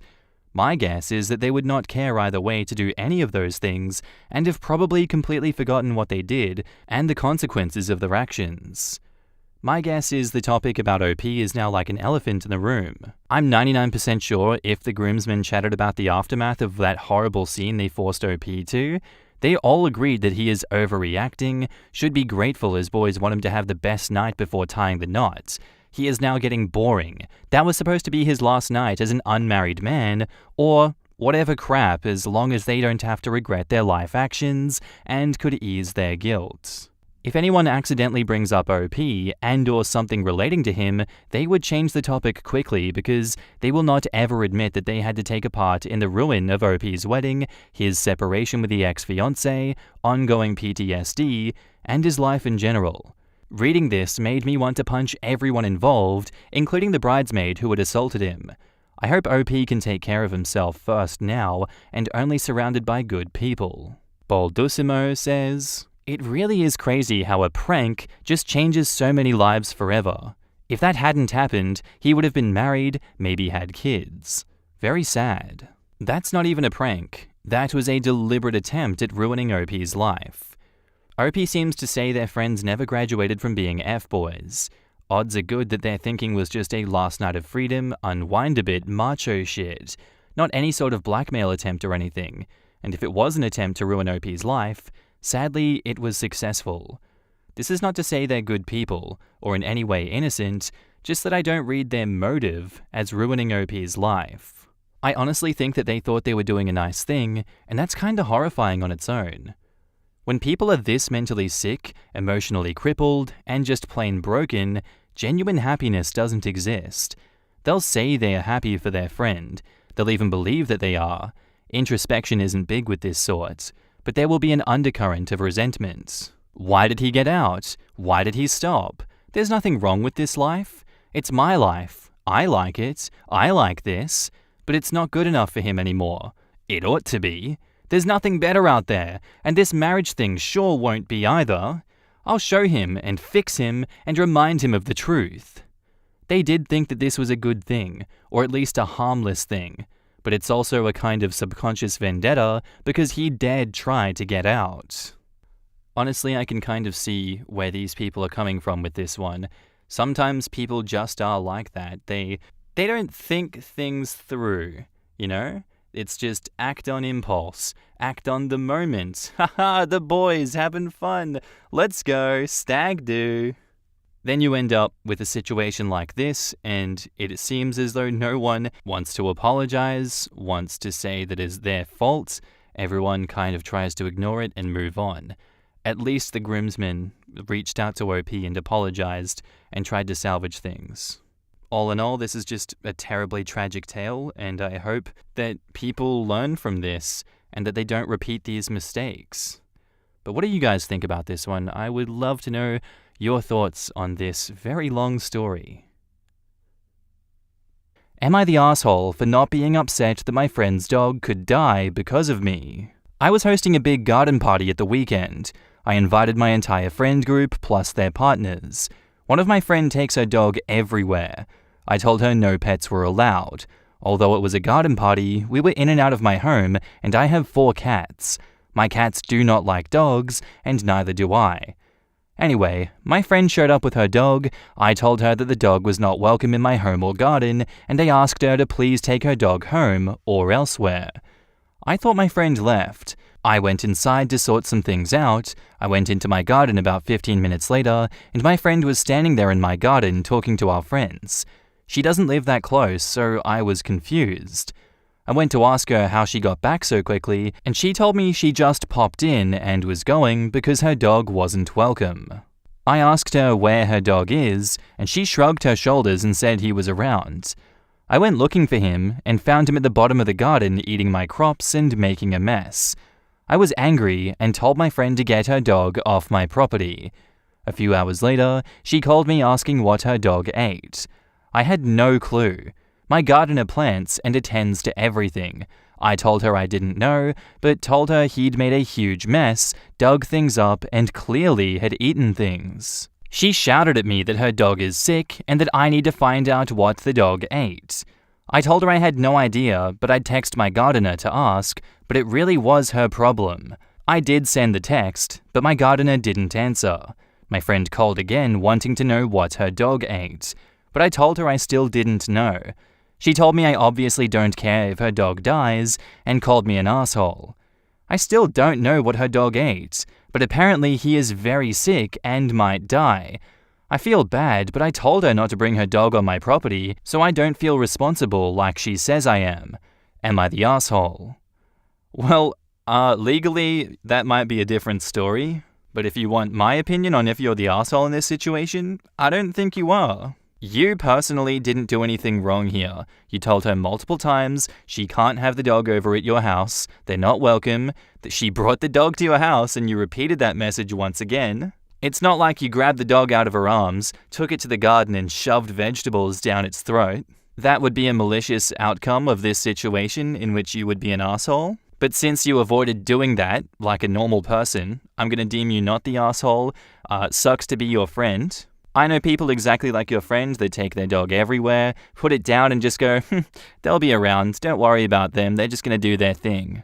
And that leads to situations like this. Not saying your friend deserves to have her dog die over this, but she was not looking after the dog, she was being negligent, and she wasn't looking out for the dog's best interests.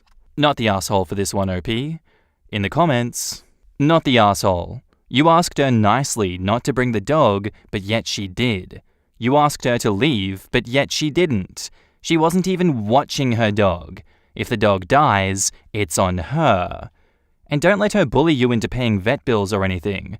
Ready up the Uno reverse card and demand she repay you for the damaged crops and garden, but only after the dog dies to amplify the emotional carnage. Not the dog's fault, right? She's a terrible owner. I mostly just feel sorry for the dog having such an irresponsible parent. Your yard wasn't dog safe, but you made it pretty clear the dog wasn't welcome.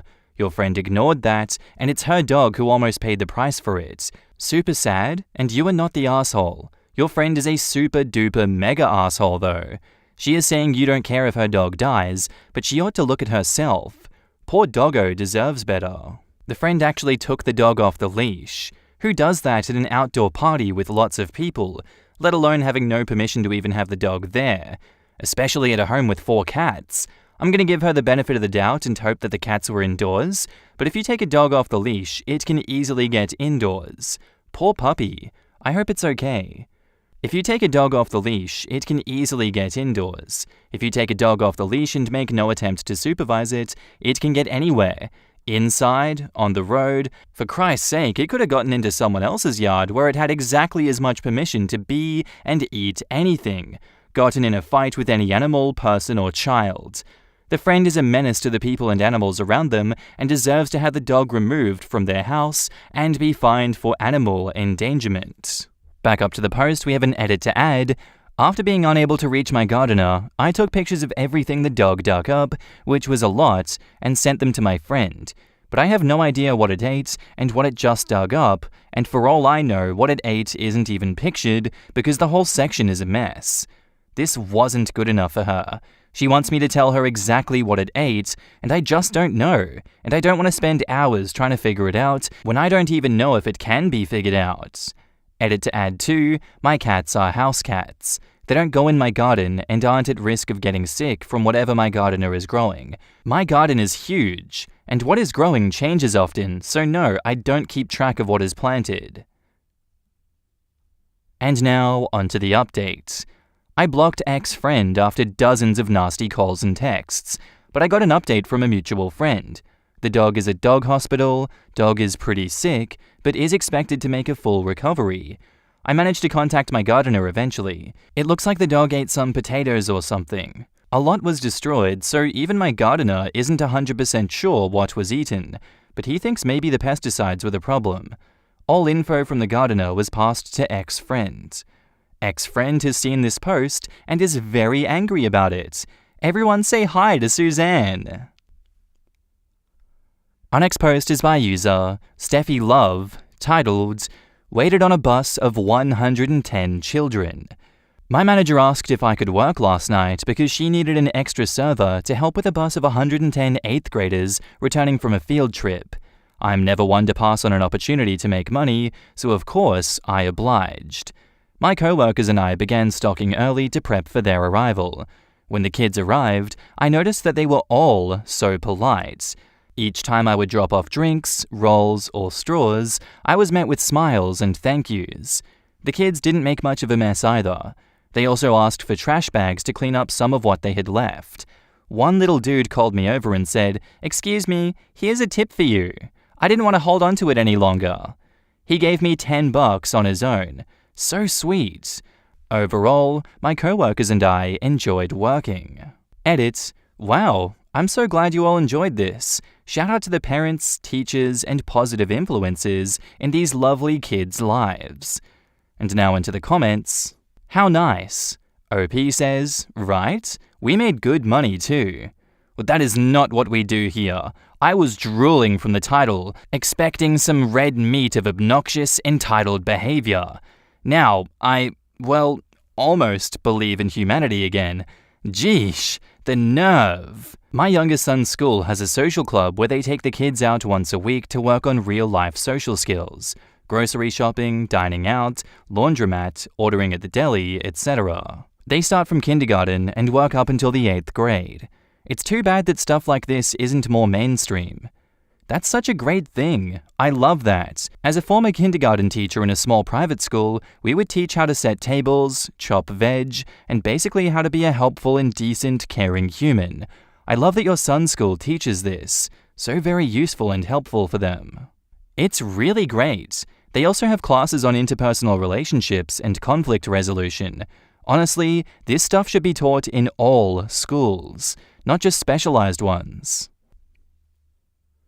And now, onto the update. I wrote a thank you letter to the school and included a $200 donation for the students to have a pizza, ice cream, or any gathering of the principal's choosing. The principal was touched. She stated they're going to come back every year and request me. Smiley face. In the comments, I wish I had this experience as a server. We once had to ban a softball team because of their behavior. They were 8th graders and behaved better than a high school softball team. 15 to 22 years old is the worst possible age range in terms of potential behavior in a restaurant. They can be so capable, confident, and energetic, while still somewhat lacking in social awareness, impulse control, and empathy. It doesn't always manifest badly, but in the worst-case scenario, they are absolute nightmares. Source: I'm a youth worker. Our next post is by user OKWillingness, titled, I, female 24, recently found out who my daughter's, female 8, father is, and I don't know how to feel. So I've known my husband, male 27, since I was 8 when he moved across the street. He was like an older brother to my twin brother and me because we had no other siblings. My dad was gone a lot because he was a lineman. The only person I really had was my mum. I was kinda rebellious as a teen, and I'd sneak out all the time. At the time, I had never had a boyfriend because everybody was afraid of my brother. When I was 15, I snuck out and went to a party. I don't remember what happened that night, but I woke up in the backseat of my car, covered in a blanket and my jacket over my head. I was hurting and confused, but I continued with life regularly. A few months after, I went to the school nurse because I wasn't feeling well, and she gave me a pregnancy test, and I told her it was impossible because I didn't even have a boyfriend. The test was positive, and I cried because I didn't remember ever doing anything like that. They called my mum, and the nurse told me to tell my mum because she felt like she shouldn't be the one to tell her. I told my mum I was pregnant, but I've never done anything to have a baby. My mum took me to a doctor, and they told her that I was too far along to abort. They told me how far I was along, and I told my mum about how I woke up in the backseat of my car that day. I had my daughter a few months later, and she looked exactly like me. My green-blue eye color, my blonde curly hair, and she even had my full lips. My now husband started to come over more after my daughter was born, and he was so good with her that I started to see him as more than a friend. He bought her clothes, shoes, and toys, and he made sure that she had everything she needed, even though he was a college student. When my daughter was around 3, we started to date. We dated for like 6 months before he asked me to marry him at his graduation party. We got married 4 months after that, and I got pregnant with our first son soon after. Everything was so perfect, but as my daughter grew, I noticed how much she started to look more like my husband. He always says she's his daughter, not stepdaughter, and he'd get mad if somebody tried to correct him. I thought it was sweet that he was protecting her from not knowing who her father was. I recently did a DNA test to see if my gut was right. It turns out my husband is my daughter's father. I don't know what to do. I don't even know what happened. If I ask him if he remembers, how will he react? He has always been so loving and caring. He told me I was his dream girl, and he'd give me the entire world if he could. It's been a week since I got the results, and I haven't said anything. My life is so perfect that I don't even want to ask about it. Edit. I told him the father didn't want to be in her life, and he left it at that. My mum told me to tell people that, so it doesn't seem like I was sleeping around. We didn't have sex while we were dating. His family is really religious, so he told me he saved himself for marriage, and he didn't believe in giving his body to someone that he didn't love. His mum was against us getting married because I had a child, but she eventually came around. That time I woke up in my back seat wasn't the first time, but I stopped going to parties after that time I woke up sore. I called him a minute ago and asked him why does he insist on telling people he's my daughter's father, and he told me that he's been there since she was a baby. Even if her father decided to come back in her life, she will still be his daughter. He's already off work and headed home. Edit 2. My husband just turned 27 last month, so he's 2.5 years older than me, so he was like 17 when this happened in the fall. And now, on to the update. We sat down and talked. I asked him, does he remember the last party that I went to in high school, and he said not really. He said he remembers waking up on the bathroom floor of his friend's guest room, and I was in the bed, and he tried to wake me up, and I told him to leave me alone. He said he didn't want to leave me in some random friend's house, so he carried me home. I asked him, does he remember what I was wearing and what he was wearing? He said he thinks I was wearing a dress or something. He asked why I was asking all these questions. I told him that I was trying to figure out something, and will he help me? And he said okay. I asked again what he was wearing. He said he vaguely remembers asking his friend for some pants because his had throw up on his. I asked, does he know who the father of my daughter is? And he said, no, I guess the guy who got you to stop partying. And I said there was no guy. I stopped because I was kind of scared after I didn't remember that night, and he said a lot of people at that party didn't remember after, and he was one of them. I told him I didn't remember who my daughter's father is, and it happened at that party. He seemed surprised, and he hugged me because I looked like I was going to cry. He offered to take a paternity test, and that he's pretty sure that he is not my daughter's biological father, so he's scheduling one tomorrow. And now, onto the final update. This is my last update. After my husband got the results that he was the father, he broke down and explained how he found me and how bad he felt for not protecting me. He told me how he cleaned me up and took me home. He knew in his heart that he couldn't have done that to me. He asked me about the party afterwards, but I didn't remember, and neither did he, so he thought he was protecting me by not telling me. After that, I didn't go out much, and there was a rumor about me having a boyfriend. When he saw that I was pregnant, he didn't feel like it was his place to ask questions about who the father was. He inferred that it was the rumored boyfriend. After I had my daughter, he noticed I was struggling and offered help. I told him what my mother told me to tell people about my daughter's father. He said at first it was to help as a childhood friend, but he started doing more after he started seeing me as more than a friend. He knew that if we started a relationship, he would take in my daughter as his. I showed him my post, and he understood why everyone was telling me to leave, and that he truly didn't remember doing that to me. He feels horrible, and told me he wished he knew so he could have done more. He told me how his stomach sunk when he saw the results, and how much guilt washed over him. He told me I had full power over this, and he had no right to object. I asked him to stay with someone for a while so I could sort my thoughts. He stayed with his parents for a few days, and called me daily to make sure that we were okay. I recently found out I was pregnant. We decided to go to couples therapy and individual therapy. We have more than 2 kids. I feel like putting the specific number will be too many details, and someone might be able to tell who we are. We are planning on staying together. I'm still in love with him, and this hasn't changed that. We are going to see if his name can go on our daughter's birth certificate. We will tell our family the details soon. I feel like my brother will react like everyone here did. mostly because he was against us getting married, and even though they were best friends, he completely cut communications with him when we started dating. I know this wasn't the update that a lot of people were hoping for, but I'm going to do what makes me happy. I'm aware I probably shouldn't have posted this. At the time, I wanted to vent, and this seemed like a convenient place to do that. Thank you everyone for your concern. In the comments, L'Oreal Nick says, "The one time we're getting a positive match between husband and child in a DNA test is the bad ending. I wonder if someone drugged some of the food or alcohol at the party, if it really was a bunch of people that didn't remember what happened." Yeah, that was going through my head.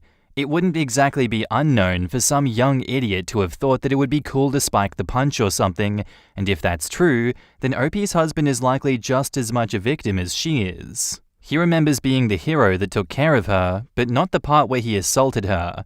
That seems a little convenient to me. Yeah, that's my take too. I feel just like the other commenters here who hope that one of the kids spiked the punch, but it's way too convenient that he remembers being a hero in detail, but not assaulting her? Not even a smidge of memory? I just don't believe it, but I sincerely hope from the bottom of my heart that her husband is telling the truth. Does the brother know something? That's the first thing that came to mind when hearing that the brother cut off communication when they started dating. Yeah, but I've also heard of brothers doing that when friends started dating their female siblings, especially younger, so it could be a case of that and not anything more sinister. Or just maybe he was overprotective and didn't like his friend dating his sister and only close family, I guess. She said herself her brother scared boys off when they were teenagers. If he's hot-tempered and stubborn, it could look like any "am I the asshole? My brother won't talk to me because I married his best friend." I would not condemn, like some other commenters in your post, not you, someone, I don't know, for something that big based on only a few lines.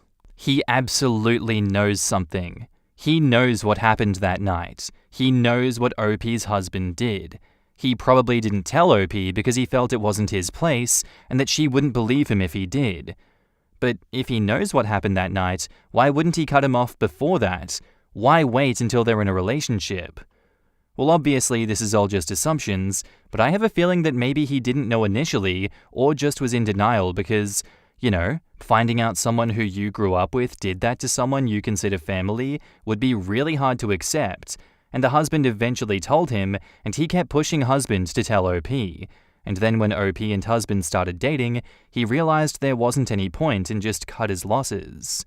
And if he knew but didn't have proof, would anyone ever listen to him? OP needs to reach out to him for more information. So he made sure to cover her up with a blanket when he was done with her, even though he was blackout. So he made sure to cover her face while he was taking advantage of her, even though he was blackout. He covered her face so she wouldn't recognize him, just in case she woke up. I feel so bad for her. Her husband is clearly lying.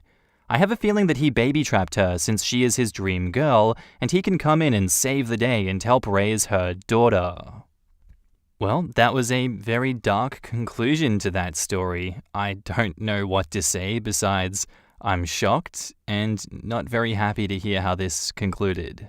I understand that I am not the person writing this story, but I would hope that if I were OP in this situation, I would leave him and get some therapy and try and move forward from this situation, but not stay with someone like that. I personally believe that he is lying here. Because how can you so clearly remember being a hero but not remember anything else? That doesn't add up to me. Anyway, guys, what are your thoughts on this one? Let me know in the comments down below. Our next post is by user OakCool, titled, "Am I the asshole for not getting my wife anything on Mother's Day?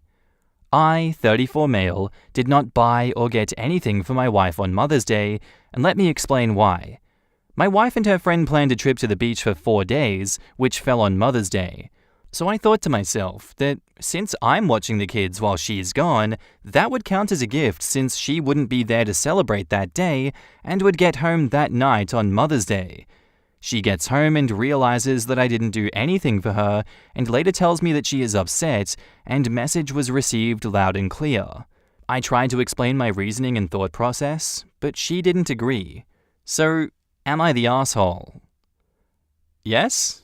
She came back at nighttime on Mother's Day while it was still Mother's Day, and you didn't do anything for her, and she's a mother, and it seems as though there was a precedent set in your relationship that she gets gifts on Mother's Day, so you don't really have a good excuse for this one. You're just an asshole, OP. In the comments, Encartress says, "You're the asshole. Taking care of the kids should be part of your regular duties, not a present/gift." Why do dads think that caring for their own kids deserves special recognition? We need to stop handing out gold stars for mediocrity. So, I don't know if I get this. If I went on a 4-day trip and left my kids with my wife for the whole time, I would consider that a huge gift. Watching the kids is both of our jobs, so if one of us were to hand off those duties for half a week so the other had to do double, that's a lot of work. If the genders were reversed, would you still say this? Reverse the genders and most people wouldn't bat an eye. There's this expectation that taking care of the kids is mum's job and a dad's choice. Dads tend to get brownie points for occasionally doing what mums do on a daily basis. I'll never forget the time my husband was deemed Father of the Year by a group of women for simply having braided our daughter's hair and taking her trick-or-treating, things I had always done as a matter of course. I rolled my eyes at the watching the kids as a gift part. Are you implying that you'd have made your wife take the kids with her had it not been Mother's Day? If yes, you're the asshole. If no, then you're the asshole for making yourself feel good about an empty gift. I still think that it's a moderate you're the asshole, but watching kids entirely by yourself for 4 days is definitely a gift to your partner. My wife and I give each other until noon on the respective Father and Mother's Day as a present, but we still do cards, and the kids will do things too. We also do take mini vacations like this, but there is a mutual appreciation for that time. Yeah, and my husband travels for work and taking care of the kids and everything else in the house for 4 days is a pain in the ass. It's exhausting. I would have at least had the kids draw a picture or get a card though. It's still not a gift. Having kids means choosing to do this. If you know your husband travels for work, then it's not a gift to him to watch the kids when he's gone. It's the deal you made when having kids. I get it, it's exhausting, but it's not a gift. I'm speaking as a parent who frequently is alone with 2 kids. Am I the asshole for telling my girlfriend to stop playing dumb and refusing to answer her question? I, 26 male, have known my best friend, 26 male, since we were 14. We live in 2 different states now, so I don't get to see him nearly as often as I would like, but we keep in touch through nearly daily FaceTimes and pretty constant texts. Because of the distance, my fiancée, 27 female, hasn't gotten many chances to meet him in person. We did FaceTime introductions, and they've said brief hellos at a couple of weddings that we all attended, but we haven't been around each other in many non-formal circumstances. Anytime I see him otherwise, I usually go down to his place for the weekend by myself. He had a pretty rough time in his late teens and early 20s. He was struggling with addiction issues, among other things to cope with shitty life circumstances. He distanced himself from everyone excluding myself and a handful of others. My family really rallied around him during his time to support him, even from afar, so I'd say all of us are pretty protective of him. They just have to be quiet about it since he isn't interested in anyone other than the aforementioned handful of people seeing him vulnerable. Luckily, he's doing much better now. Last night, my parents hosted a little get-together for my mum's birthday, and he was invited. They live at a decent halfway point between us both, so it works out perfectly. It was the first time my fiancé and him were around each other for more than a few hours in a more casual setting. It became obvious quickly that they don't get along. It also became obvious that because their previous interactions had all included long sleeves, my fiancé had never seen my friend's bare arms, which have scars on them. I caught her looking a few times over the course of the night, but I didn't say anything. I'm pretty protective over him, but I knew that he could handle it himself if he was too bothered. Towards the end of the night, he did end up making a "my eyes are up here" sort of joking comment.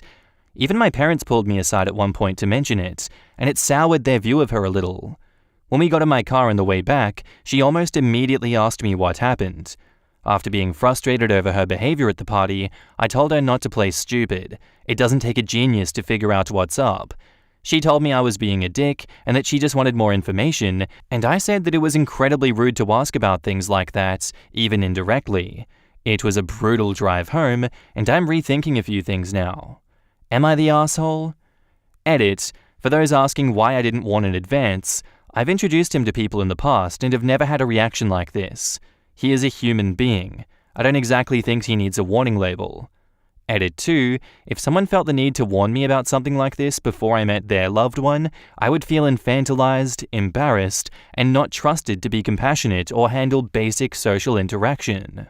I'm gonna go with you're the asshole in this one, only because I think that it's your partner and you can be honest about these things with them. To everyone, these things aren't just quote-unquote obvious. If your partner is someone that you trust and you can share things with, I think it's important that you shared that with them. Even if you are protective of this friend, do you not trust your partner enough to be, respectful about the situation?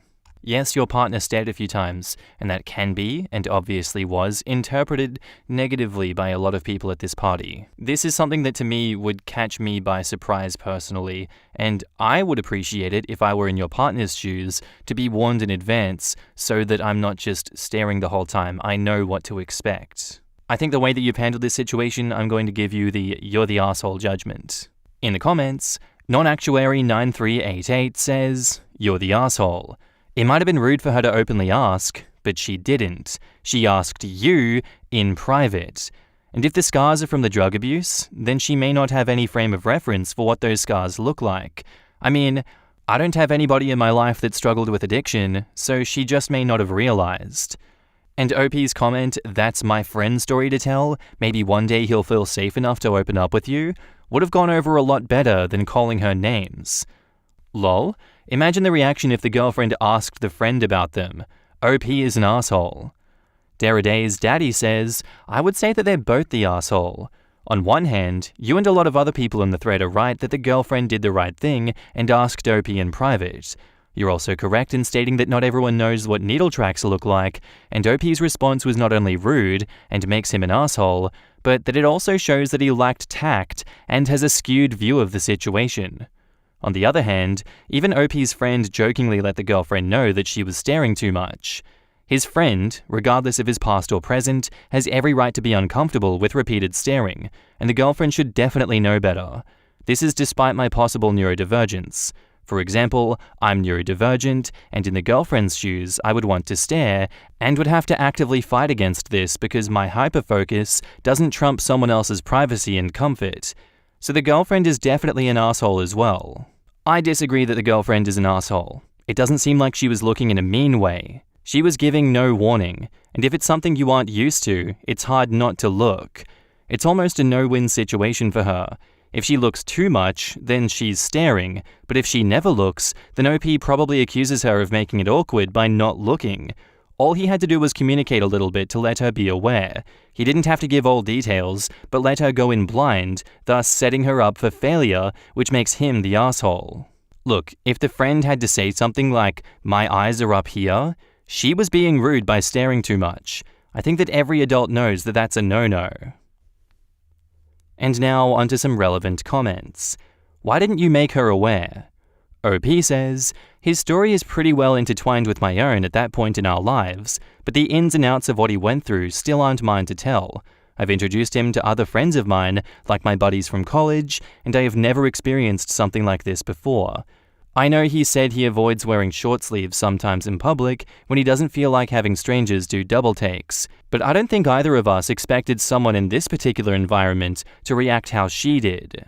At what point during the party did you pull your fiancée to the side and tell her politely to stop staring at your friend's scars?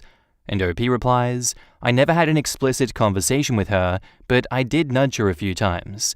Honestly, I was worried that if I talked to her about it, she might come back and cause an even bigger situation by apologizing for her behavior. I didn't want dinner to take that turn, and my friend likely would have left if she had done an overzealous apology routine, as people often do when they're corrected about this particular topic. He can handle himself. He made the comment that he needed to, and I feel confident that he left the night feeling better than he would have if more attention was called to it. Still, I did apologize afterwards because I don't want him to ever feel uncomfortable because of someone I've brought around. He's never had to worry when he's in the presence of myself or my family, and I don't want that to suddenly change. But he and I having that discussion is obviously very different than the profuse apologies that acquaintances tend to do, like I said. How would it be obvious to someone what kind of scar it is? OP says, I didn't want to go into explicit detail here as it could be triggering, but multiple straight-line scars on somebody's body in specific places are typically attributed to one thing. This is not always the case, of course. There are other causes. I just find it hard to believe that the nature of these kinds of scars isn't somewhat blatant with the mental health awareness that comes from just being a human who exists in society today / on the internet. But who knows? I'm learning people's mileage varies widely from mine. Maybe I'm taking for granted what people know because I grew up with him and knew the goings-on of how he thought. General info on his thoughts on the relationship. OP says, I'm a grown man in an adult relationship. I truly can't be bothered to coddle someone through baby's first interaction with someone with different lived experiences from them. General thoughts on the situation.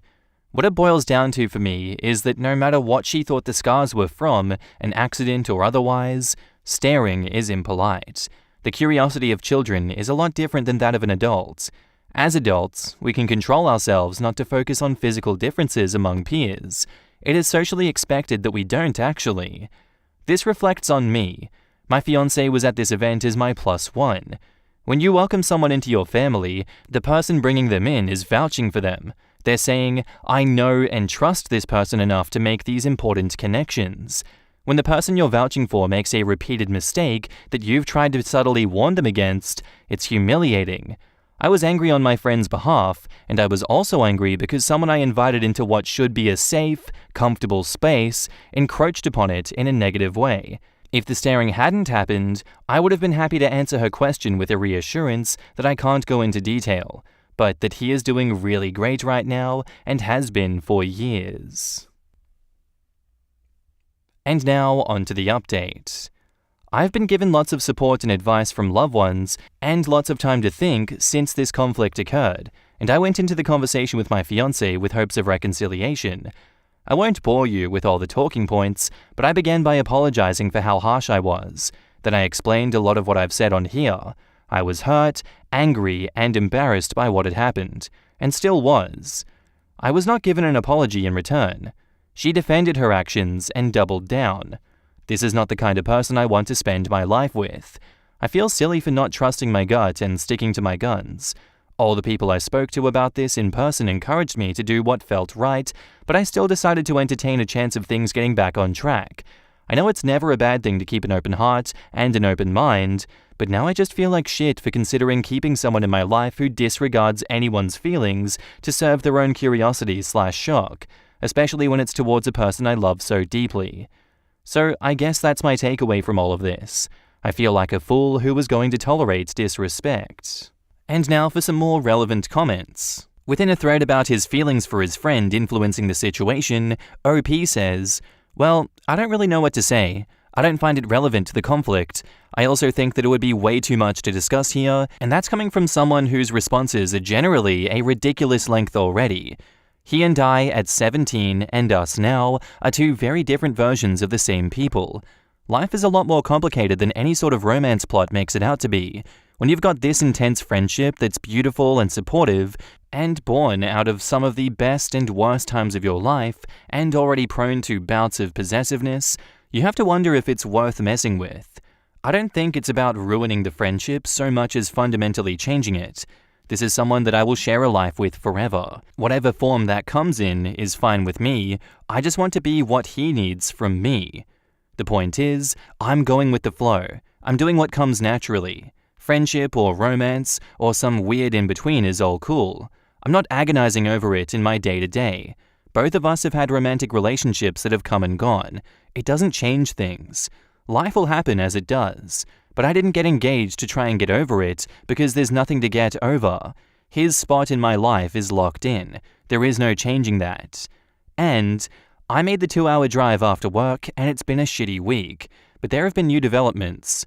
I'm sorry you had a bad week. Let me help you unwind blowjob-related developments. What? Okay. And I just took the best nap of my life, so this reply comes to you from a half-asleep haze. I don't really feel like arguing about feelings on here anymore. Things are complicated, but life is good, and things happen how they're meant to. Still, don't stare at people. It's very rude. In the comments, AAC0813 says, "Are we all ignoring the blowjob at the end? Right? I'm confused. Is he getting a blowjob from his friend or ex, or just someone completely random? It's very confusing." I read it as if it was from the friend, as he mentioned the distance between them and said he drove 2 hours, so it seems that he drove down to visit his friend, and in an effort to help him relax, they did a friendly BJ. Like you do, I guess.